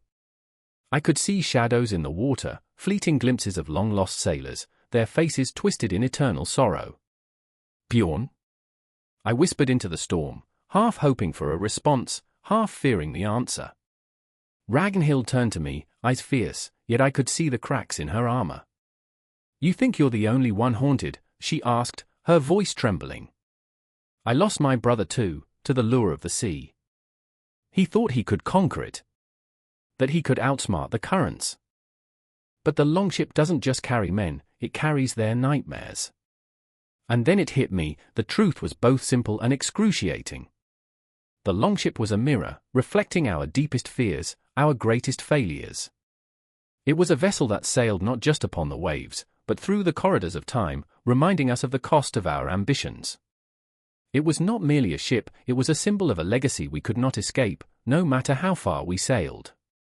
The storm peaked, lightning flashing across the sky like the secrets of the universe made visible. "What if we face it?" I shouted over the roar. "What if we confront what we fear most?" Ragnhild paused, the intensity of her gaze piercing through me. "What if we don't survive?" she asked, vulnerability seeping into her voice. And in that moment, I saw her not as a warrior but as a woman, someone who had lost so much and yet dared to fight against the tide. "Then we'll go down together," I replied, the words flooding from my heart. "At least we'll do it on our terms." The tempest raged around us, but in that shared moment, an unbreakable bond formed, forged from our shared pain and dreams of defiance. But just as hope ignited between us, darkness loomed on the horizon, a silhouette against the storm. A ship. The Longship. Shadows danced along its deck, figures moving with the grace of phantoms. My heart raced. They were here. They had come. "Bjorn," I breathed, dread mingling with a flicker of hope. Had he returned, or was he now one of those specters, bound to the ship that had claimed so many souls? The fear coursed through me, icy and relentless. Ragnhild gripped my arm, her nails digging into my skin. "Whatever happens, we fight," she hissed. And as the waves crashed ferociously, drowning out my thoughts, I felt the world shift beneath my feet. The past had come to reclaim its due. The legacy of the Longship was upon us, and in that moment, we could either sink or rise. But there was no time to ponder the outcome. The figures on the Longship moved closer, a haunting chorus of voices calling out from the abyss. They were more than just shadows, they were the echoes of those who had come before, and they demanded recognition. The weight of history pressed against my chest, and I understood that this was our moment, a fulcrum of fate where we could either embrace our legacy or break free from its chains.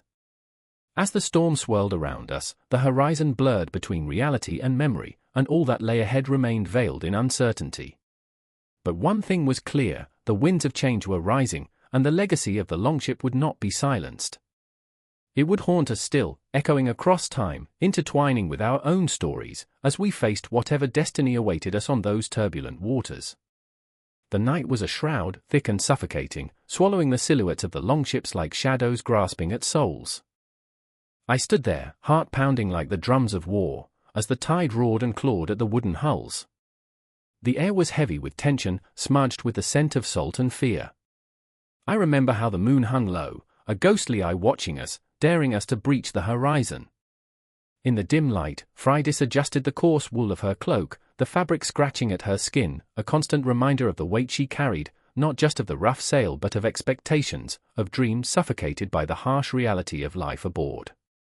She was fierce, heart ablaze, yet torn by the ache of longing. "We could turn back," she whispered, though her eyes burned with defiance. "We could live our lives, mundane and safe." But Anna, her sister, was a tempest in her own right. Half-turned, fingers trembling against the edge of the ship, she shook her head, hair wild like the storm brewing inside her. Turn back? To what? The stench of the village? The endless spinning of the loom? I won't be bound by such chains. There was a desperation in her voice that cut deeper than the chill of the wind.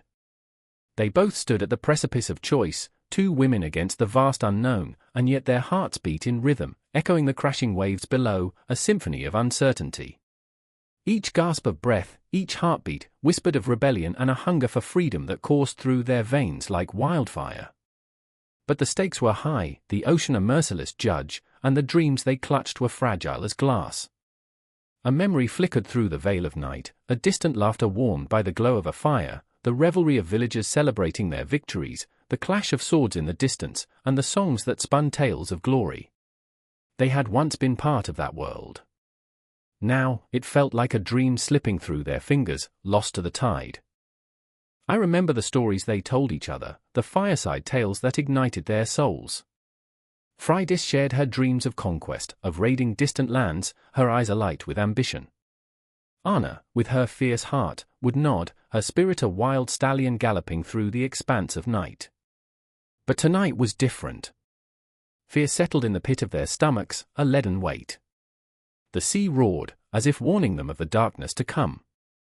I could almost taste it, the salt and the blood mingling in an unholy union. The horizon stretched endlessly before them, a vast canvas waiting to be painted with their fate.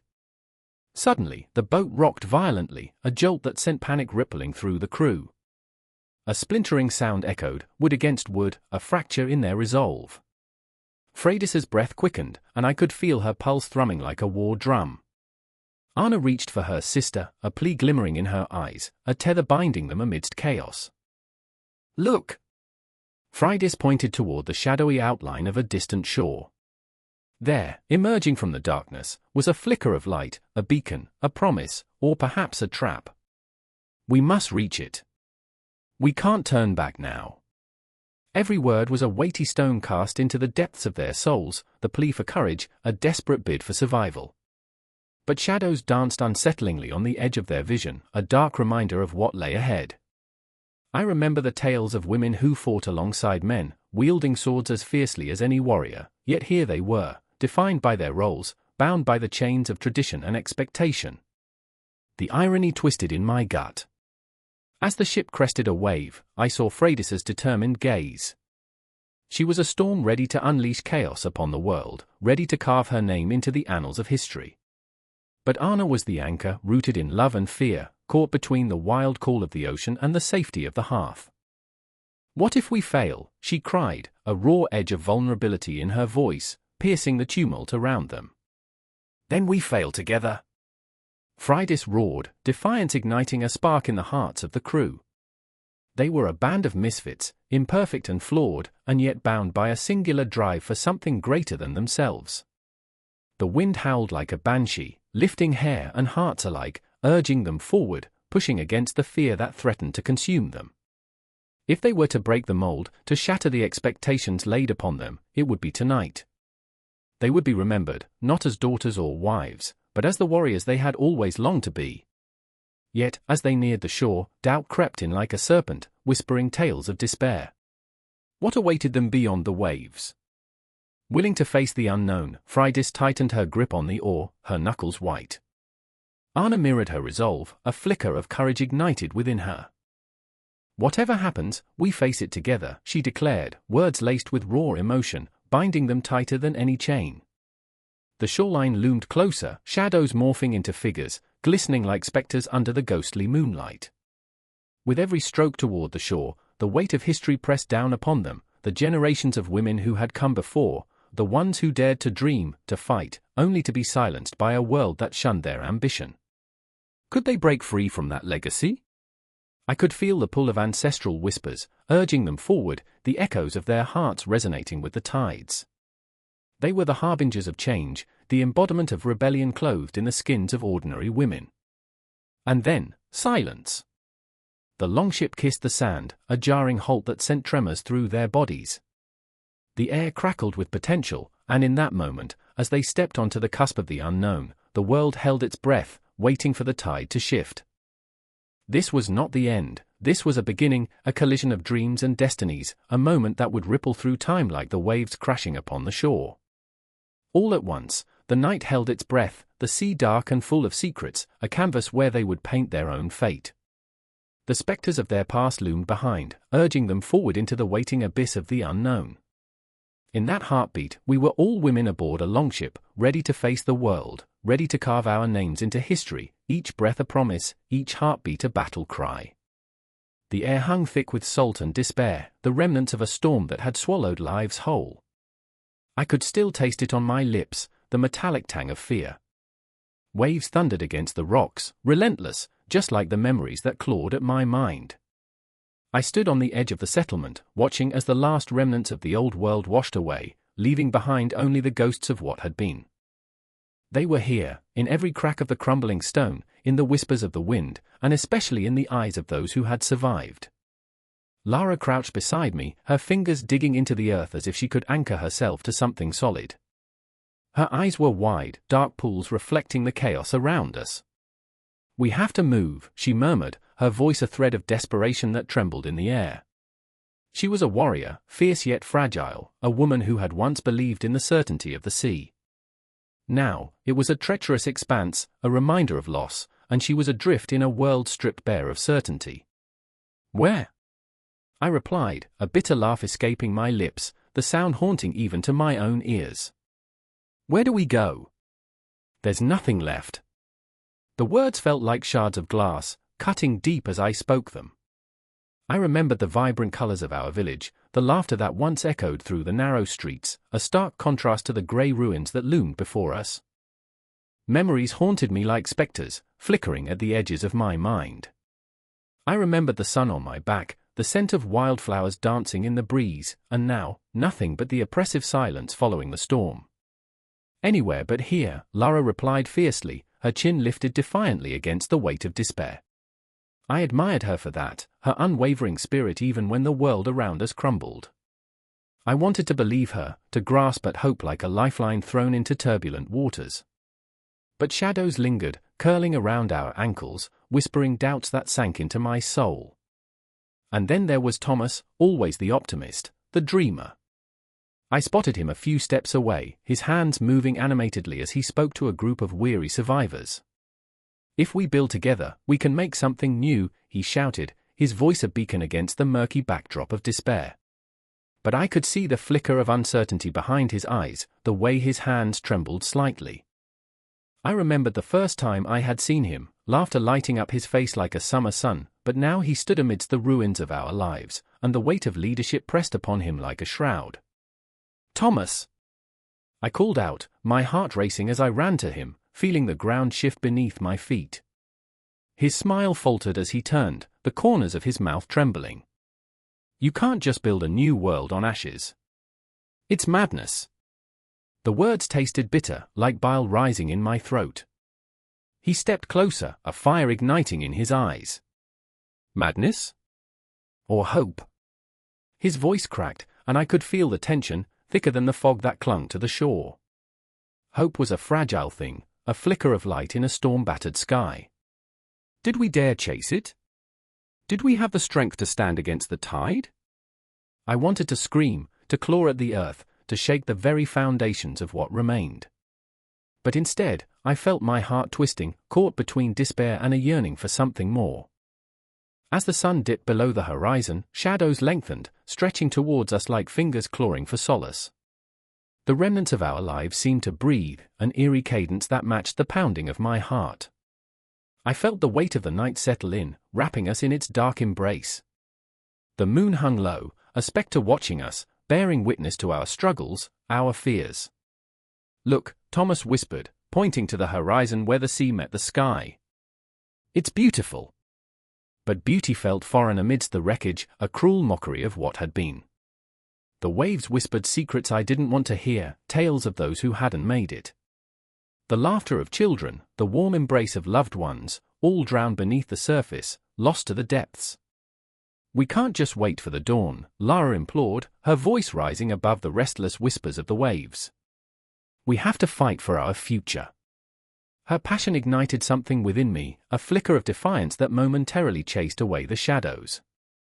But the shadows were cunning, curling around my heart, reminding me of the losses we had suffered. I remember the faces, the voices, the love that had once filled this space. It felt like a symphony drowned out by the roar of the sea, the notes scattered like ashes in the wind. I had lost so much. And yet, amidst the wreckage, perhaps there was still a chance to reclaim something. A chance to forge connections amidst the ruins of our broken lives. Then let's fight, I found myself saying, the fire in my voice surprising even me. Let's build something, even if it feels impossible. The words felt heavy but also liberating, a promise to rise from the ashes of despair. I saw the flicker of hope ignite in Thomas's eyes, a spark that mirrored Lara's defiance, and it pulled me closer, entwining our destinies like threads of a tattered tapestry. As we stood there, united against the encroaching darkness, the sea roared defiantly, a reminder of the chaos that had come before. The night crept in, thick and suffocating, but we faced it together, hearts pounding in unison. The journey ahead was fraught with uncertainty, but perhaps, just perhaps, we could carve a path through the shadows. The horizon held its breath, a promise of dawn lingering just beyond our grasp. And as I stood on the precipice of despair and hope, the tide shifted, and for the first time in a long while, I felt the stirrings of something fierce within me. Resilience. It resonated in my chest, a quiet anthem that drowned out the whispers of the past. In that chaotic silence, a new world beckoned, thrumming with potential, aching with the weight of the unknown. I didn't know what lay ahead, but as the stars began to twinkle overhead, I felt the flicker of courage take root. We were alive, and we would fight to shape our lives anew, even against overwhelming odds. The sea had taken so much, but it could never take our will to rise. The night whispered secrets across the churning sea, the wind slicing through the air like a blade, sharp and unforgiving. I stood at the edge of the world, my heart pounding like hammer on an anvil, the waves crashing against the ship's hull mirroring the turmoil inside me. Surrounding me were men draped in the shadows of their own fears, Vigdis, fierce as a storm, yet haunted by the ghost of her brother who had vanished into the depths of the ocean, and Leif, whose laughter once rang like the sweetest melody now lay buried beneath layers of grief and rage, every jest a mask for the sorrow that threatened to drown him. "Look, there!" Vigdis pointed into the abyss, her voice fierce. The tales tell of the Draga, guardians of the sea, risen from their graves beneath the waves. They will claim us if we do not heed the warning. The fire of her defiance ignited my own fear, a fear that gnawed at my insides, a fear that whispered, what if she's right? What if the legends are more than mere stories? I remember the night spent by the flickering flames, our elders weaving tales about Viking seafarers who sailed not just to conquer lands, but to conquer the very essence of fate itself. They spoke of giants and gods, of the Norns who spun the threads of destiny, and of the Valkyries who guided the souls of the fallen. But what they never mentioned was the weight of those legends, the burden they placed upon us, the pressure to become what we were destined to be, or to drown in the depths of despair when we failed. "Why do you cling to the past?" Leif shouted, the salty spray catching in his beard, an untamed wildness in his eyes. "You think you can bring him back? He's gone, Vigdis. He is a memory, nothing more." His voice trembled, breaking like glass, and I felt the echo of his pain crash against my own heart. We were all lost ships in a storm, tossed about by waves of our own making. And then came the darkness, oppressive and heavy. The wind died down, and the sea fell silent, as though it held its breath, waiting for the moment when chaos would reign again. I caught a glimpse of something swimming beneath the surface, a dark shape, glistening like bone, a reminder that the ocean held not just fish, but the very souls of those who had dared to sail its treacherous waters. The air thickened, charged with a tension that made my skin prickle, and I felt my heart race faster, a relentless drumbeat urging me to remember. "I remember the tales," I whispered, though my voice was swallowed by the thick fog that cloaked us. The stories of those who crossed the horizon, who ventured into the unknown, only to find their doom. My mind flashed to the old woman by the fire, her gnarled hands weaving stories of ships swallowed by the waves, of warriors who had faced the Draga and never returned. What if we are nothing more than whispers in the wind? What if our names are written in the sand, destined to be washed away? Vigdis's eyes blazed with fury. Then we fight. We carve our names into history, or we perish trying. Her passion ignited the air, electrifying it, and for a moment, I felt the weight of hope crushing the despair that had wrapped around my heart. But hope is an illusion, like the flickering light of a candle in a tempest. It danced, teased, and then vanished as quickly as it had come. The horizon trembled as thunder rolled, and in that instant, the sea erupted, a monstrous wave towering like a giant, dwarfing our fragile vessel. I screamed, a raw, primal sound that tore from my throat. Hold on! But the storm had no ears, no mercy, it swallowed my voice and our ship whole. And then, darkness again, a void where the world dissolved. I felt myself slipping, drowning in the weight of legends, of expectations, of the crushing depths of the ocean. I remembered my own insignificance, a speck of dust in the cosmos, and yet every heartbeat resonated with the pulse of history. Suddenly, my eyes caught the glint of something rising from the depths, something ancient and powerful. A figure emerged, a spectral warrior with hollow eyes and a smile that promised both doom and deliverance. The Draga! I felt the chill of death sweep through me, a reminder of the fragility of life, of the fine line between existence and oblivion. Face your fears, the figure whispered, its voice a haunting melody that danced on the breeze. Only then can you sail beyond the horizon. I saw Leif and Vigdis' faces twisted in horror, yet they stood firm, united by the fear that gripped us all. Remember, I shouted, my voice a lifeline in the tempest, remember the legends. Legends are forged in the fires of struggle. They tell us we can conquer the darkness. In that moment, clarity broke through the chaos. The fear that had threatened to engulf us transformed into a fierce determination. We were not just sailors, we were the stuff of legends. We were the echoes of our ancestors, the spirits that would haunt the seas long after our bodies were dust. As the wave crashed down, enveloping our ship in a cascade of fury, I felt a surge of strength, of purpose. We would rise, we would fight against the tide of despair that sought to drown us. Resilience burned within us, Vigdis remembered her brother, and in that memory, she found fire. Leif found laughter in the face of death, a wild, defiant roar that echoed through the storm. And as the darkness claimed us, I understood. The legends were not mere stories, they were a reminder that we are all seafarers navigating the treacherous waters of existence. The ocean may be vast and unforgiving, but within its depths lies the truth of our humanity, the struggle, the heartbreak, and the triumph that binds us all. In that moment of surrender, I felt the pull of the cosmos, the stars above flickering like memories, guiding us as we plunged into the unknown. As we descended, I remembered, no endings here, only the promise of rebirth, of new tales waiting to be told. The legends of Viking seafarers would continue, echoing through the ages, a testament to the indomitable spirit of those who dared to dream beyond the horizon. The air was thick with unease, a palpable tension that clung to the cold skin of the earth, where ancient bones lay buried beneath layers of time and soil. I stood there, heart racing, the light of a dying sun stretching shadows over the excavation site like fingers gripping at the remnants of a forgotten world. The Longship, dark and beautiful, emerged from its slumber, each plank telling a story that reverberated through my soul. I could almost hear the echoes of laughter, the clash of swords, the whispered prayers of those who once sailed upon it. Beside me, Clara's hands trembled, her determined facade cracking under the weight of her ambition. "This is everything," she breathed, her eyes wide, glistening with the promise of discovery. But I saw something else flickering in the depths, a desperation. Was it hunger for knowledge, or a deeper thirst to fill the void left by loss? Clara had buried her brother not long ago, a casualty of life's relentless cruelty.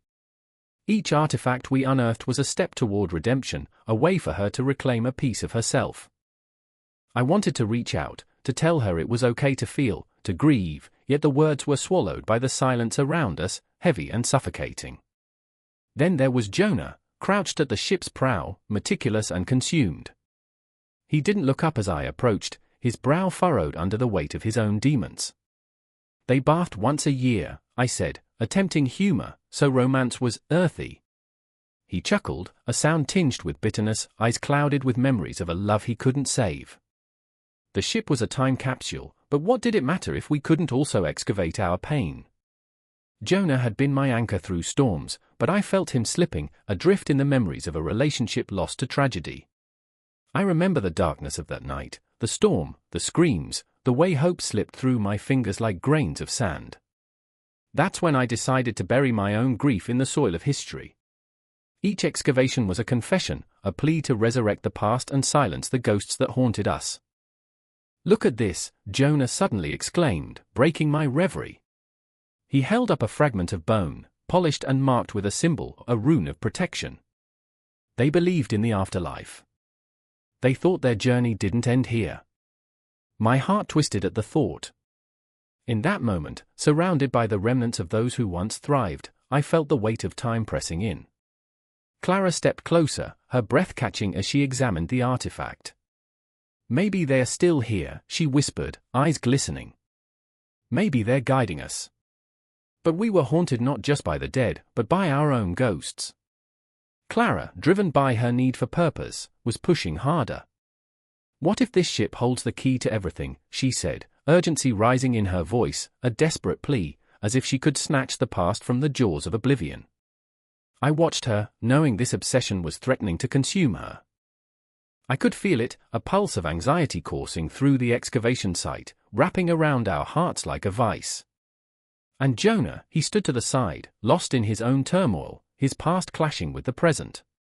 "What are we even doing?" he snapped, voice shaking.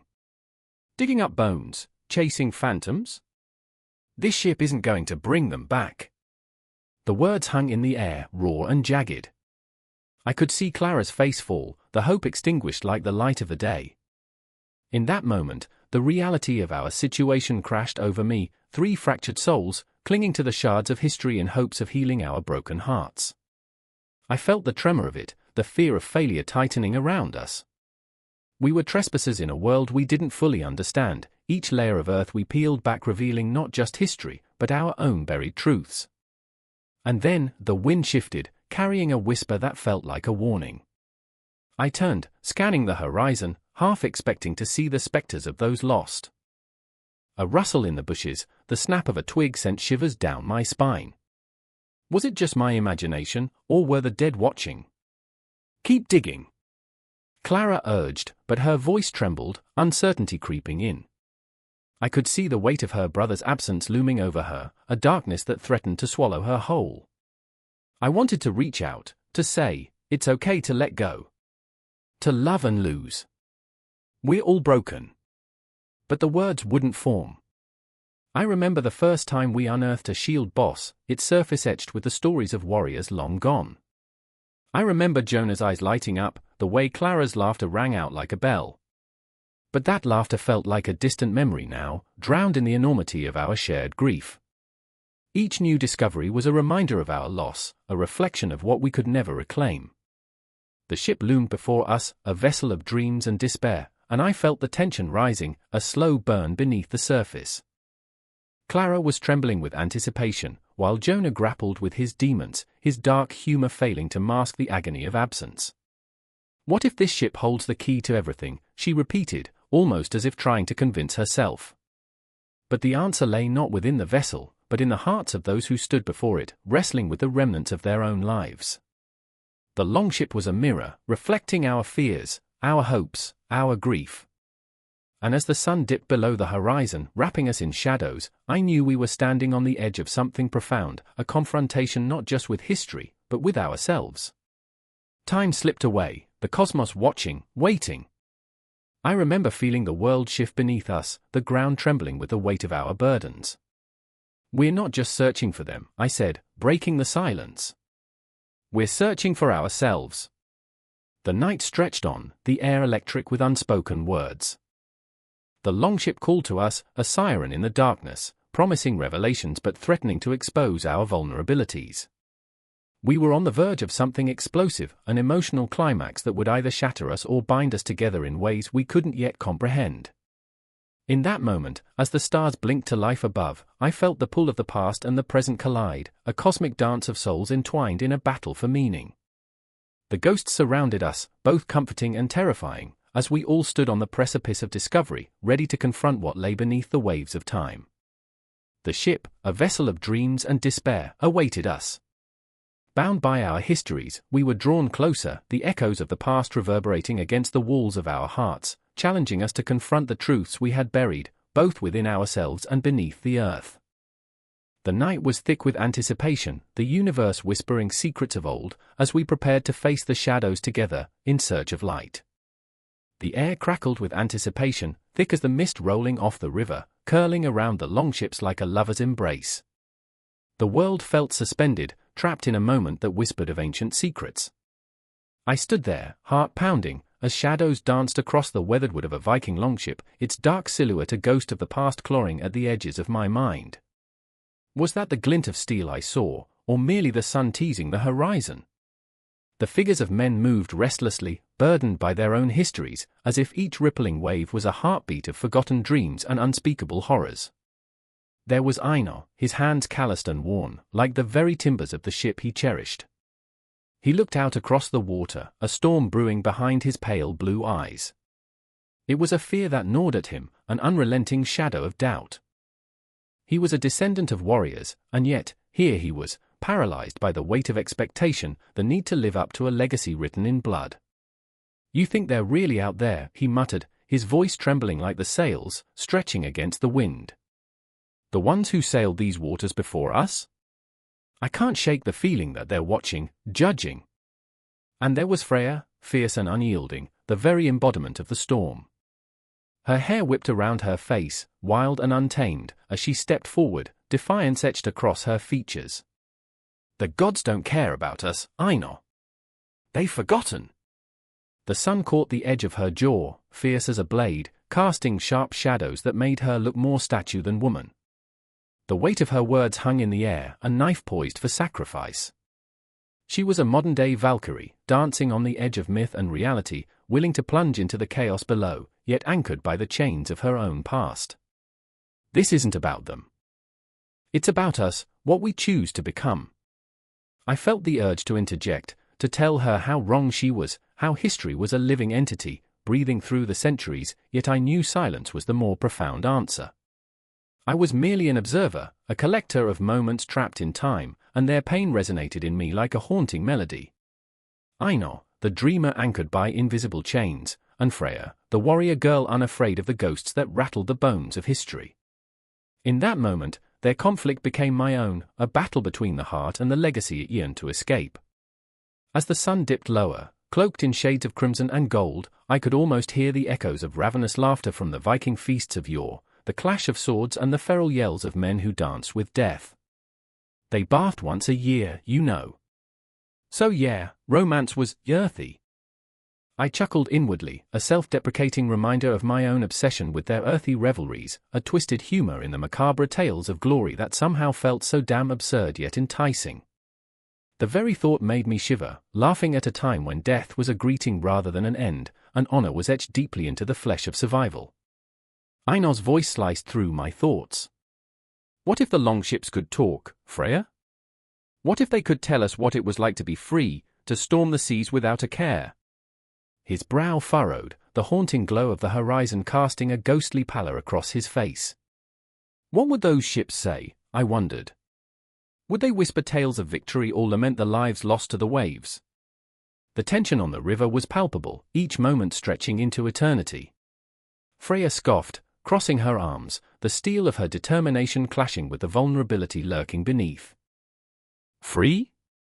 They were warriors, yes, but they were also prisoners of their own making. Chained to their own glory. Her voice was a tempest, each word a raindrop on the surface of a stormy sea. What would they think of us now? We're just us. Stuck in a world of screens and noise. They'd laugh, Einar. They'd laugh. And there it was, her vulnerability laid bare, a fragment of truth that echoed through the ages. In our modern lives, had we traded one form of imprisonment for another? Einar's gaze turned inward, a flicker of understanding dawning upon him. Maybe we're meant to carry their legacy differently. Not as echoes of their violence but as vessels of their stories. My heart raced as he spoke, the raw passion in his voice igniting a fire within me. There was beauty in his pain, a yearning for connection that transcended time. The Longship loomed behind him, a tangible symbol of everything they had fought for, every soul that had sailed to uncharted shores. Yet here we were, adrift in a world that often felt as empty as the abyss. With each passing moment, the shadows stretched longer, wrapping their icy fingers around us. The wind whispered secrets of the past, and I could almost see them, phantoms emerging from the depths, myths and legends, desires and regrets, all swirling together in a chaotic dance. The cosmos above held their breath, stars flickering like the memories we clung to, fragile and luminous. The confrontation loomed closer, a storm on the horizon. I could feel it in my bones, the clash of ideals, the tempest of longing and despair. Einar, the dreamer lost in his search for meaning, and Freya, the warrior unafraid to confront the ghosts of her own making. The river pulsed beneath us, an eternal heartbeat, a reminder of all that had been and all that was yet to come. Maybe it's time we stop letting the past define us, Freya said quietly, a note of vulnerability creeping into her voice, her fierce facade cracking just enough for the light to seep through. Maybe we can be more than what they were.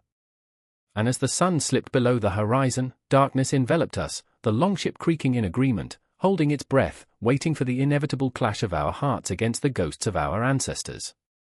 The tension was thick, the weight of history pressing down on us, but somewhere in the distance, I could hear the echoes of laughter, a reminder that life, in all its chaos and absurdity, was still worth fighting for.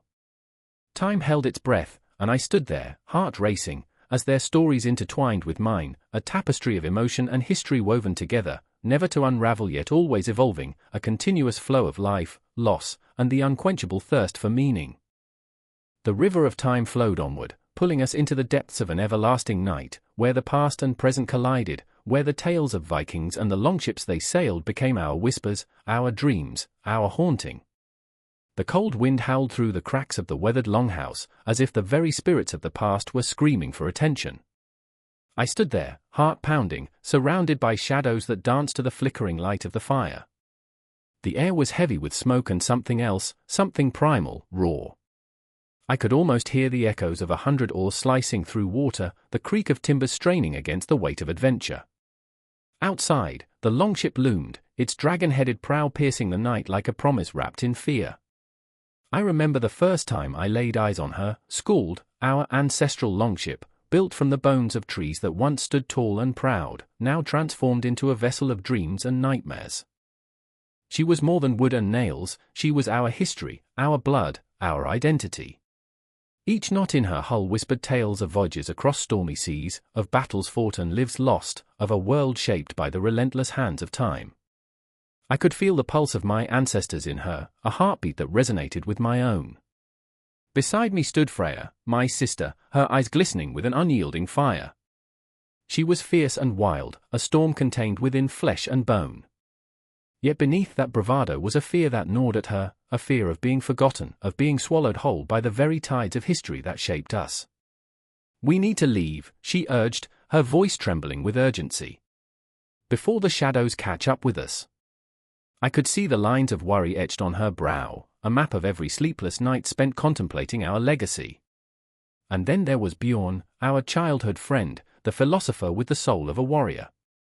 He stood apart, as if the weight of the world pressed down on his shoulders. "Sometimes, I think we're just ghosts," he murmured, staring at the Longship as if she might reveal the answers to questions he hadn't yet spoken. "Living in the echoes of what was, trapped in the stories our forefathers left behind." His words hung in the air like fog, heavy and suffocating, and I could see in his eyes the glimmer of despair, the ache of desire for something more. I remember the stories of our people. How they sailed on these magnificent vessels, cutting through the icy waters like knives, driven by a hunger that could not be sated. They sought glory, yes, but also belonging. They were not just warriors, they were poets, dreamers, caught in the dance of creation and destruction. The Longship was their lifeline, a bridge between worlds, a symbol of who they were and who they aspired to be. But now, under the weight of expectation, I felt the edges of that identity fray like the tattered sails that had once caught the wind. "What if we're not enough?" I whispered to Freya, the confession tearing itself from my throat. "What if the stories we tell aren't ours to own?" The thought wrapped around my heart like a vice, squeezing until I could hardly breathe. Freya's eyes softened, a rare moment of vulnerability breaking through her fierce facade. "We are the stories we choose to carry," she replied, her voice steady yet laced with uncertainty. "Every choice, every battle, is ours to claim. The past doesn't define us, it empowers us." But her confidence felt like a fragile glass ornament, ready to shatter at the slightest touch. Suddenly, the air shifted, thickening as if the shadows themselves had come alive. A chill swept over me. "They're coming," Bjorn said, his voice low, barely above a whisper. "The past doesn't rest easy." He pointed toward the tree line, where darkness writhed like a living thing, and my heart raced as icy fingers traced down my spine. The Longship was more than a vessel, she was a guardian of our heritage, holding the weight of our ancestors like an iron anchor. I thought of the warriors who had once manned her, the laughter and blood that stained her planks. They had faced storms that tore at the very fabric of their souls, yet they pressed on, driven by an unquenchable thirst for identity. But what about us? In this age of uncertainty, could we weave our own story from the threads of their legacy? "Together we will honor them," Freya said fiercely, breaking through my spiraling thoughts. "We will carve our names into the waves." Her resolve ignited something within me, a flicker of hope battling against the encroaching darkness. I could see the way the firelight danced in her eyes, transforming her into a warrior of old, fierce and unyielding. But just as quickly, doubt crept back. "And if we fail?" I asked, the words tasting bitter on my tongue. "What if we're not what they hoped for?" I could see the weight of our ancestors' expectations pressing down on her, threatening to crush the fire she carried. "Then we'll become the ghosts they feared," Bjorn interjected, his voice laced with a dark humor that hung in the air like a specter. "Condemned to wander the shadows of our own making." There was a stark truth in his words, a reminder of the thin veil that separated us from the past, from the very essence of who we were. And then, it happened. The wind shifted, carrying with it a sound that sent shivers through my bones, the distant echo of oars against the water, a ghostly reminder of those who had come before us. It was a haunting melody, beautiful and terrible, wrapping around us like a cold embrace. My heart raced as I realized that we stood on the precipice of something monumental, caught between the weight of history and the freedom of possibility. "Let's go," Freya said, her voice fierce and unwavering.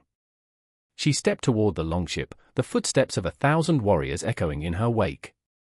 I followed, the air crackling with tension, the darkening sky promising storms yet to come. The Longship awaited us, a bridge to the past and a gateway to the unknown, her prow gleaming in the firelight like the eyes of a dragon ready to soar. Every heartbeat felt like a drum, every breath a step closer to uncertainty. We were the legacy of the Longship, flawed, broken, yet unyielding. And as we touched the cool wood of our heritage, I knew that our story was just beginning. The echoes of our ancestors danced in the air, urging us forward, whispering their hopes and fears into the gathering storm. And in that moment, amidst the shadows and firelight, I understood we were not just the ghosts of the past. We were the fire that would light the future. The Longship would carry us, and we would carve our own legacy into the very fabric of time.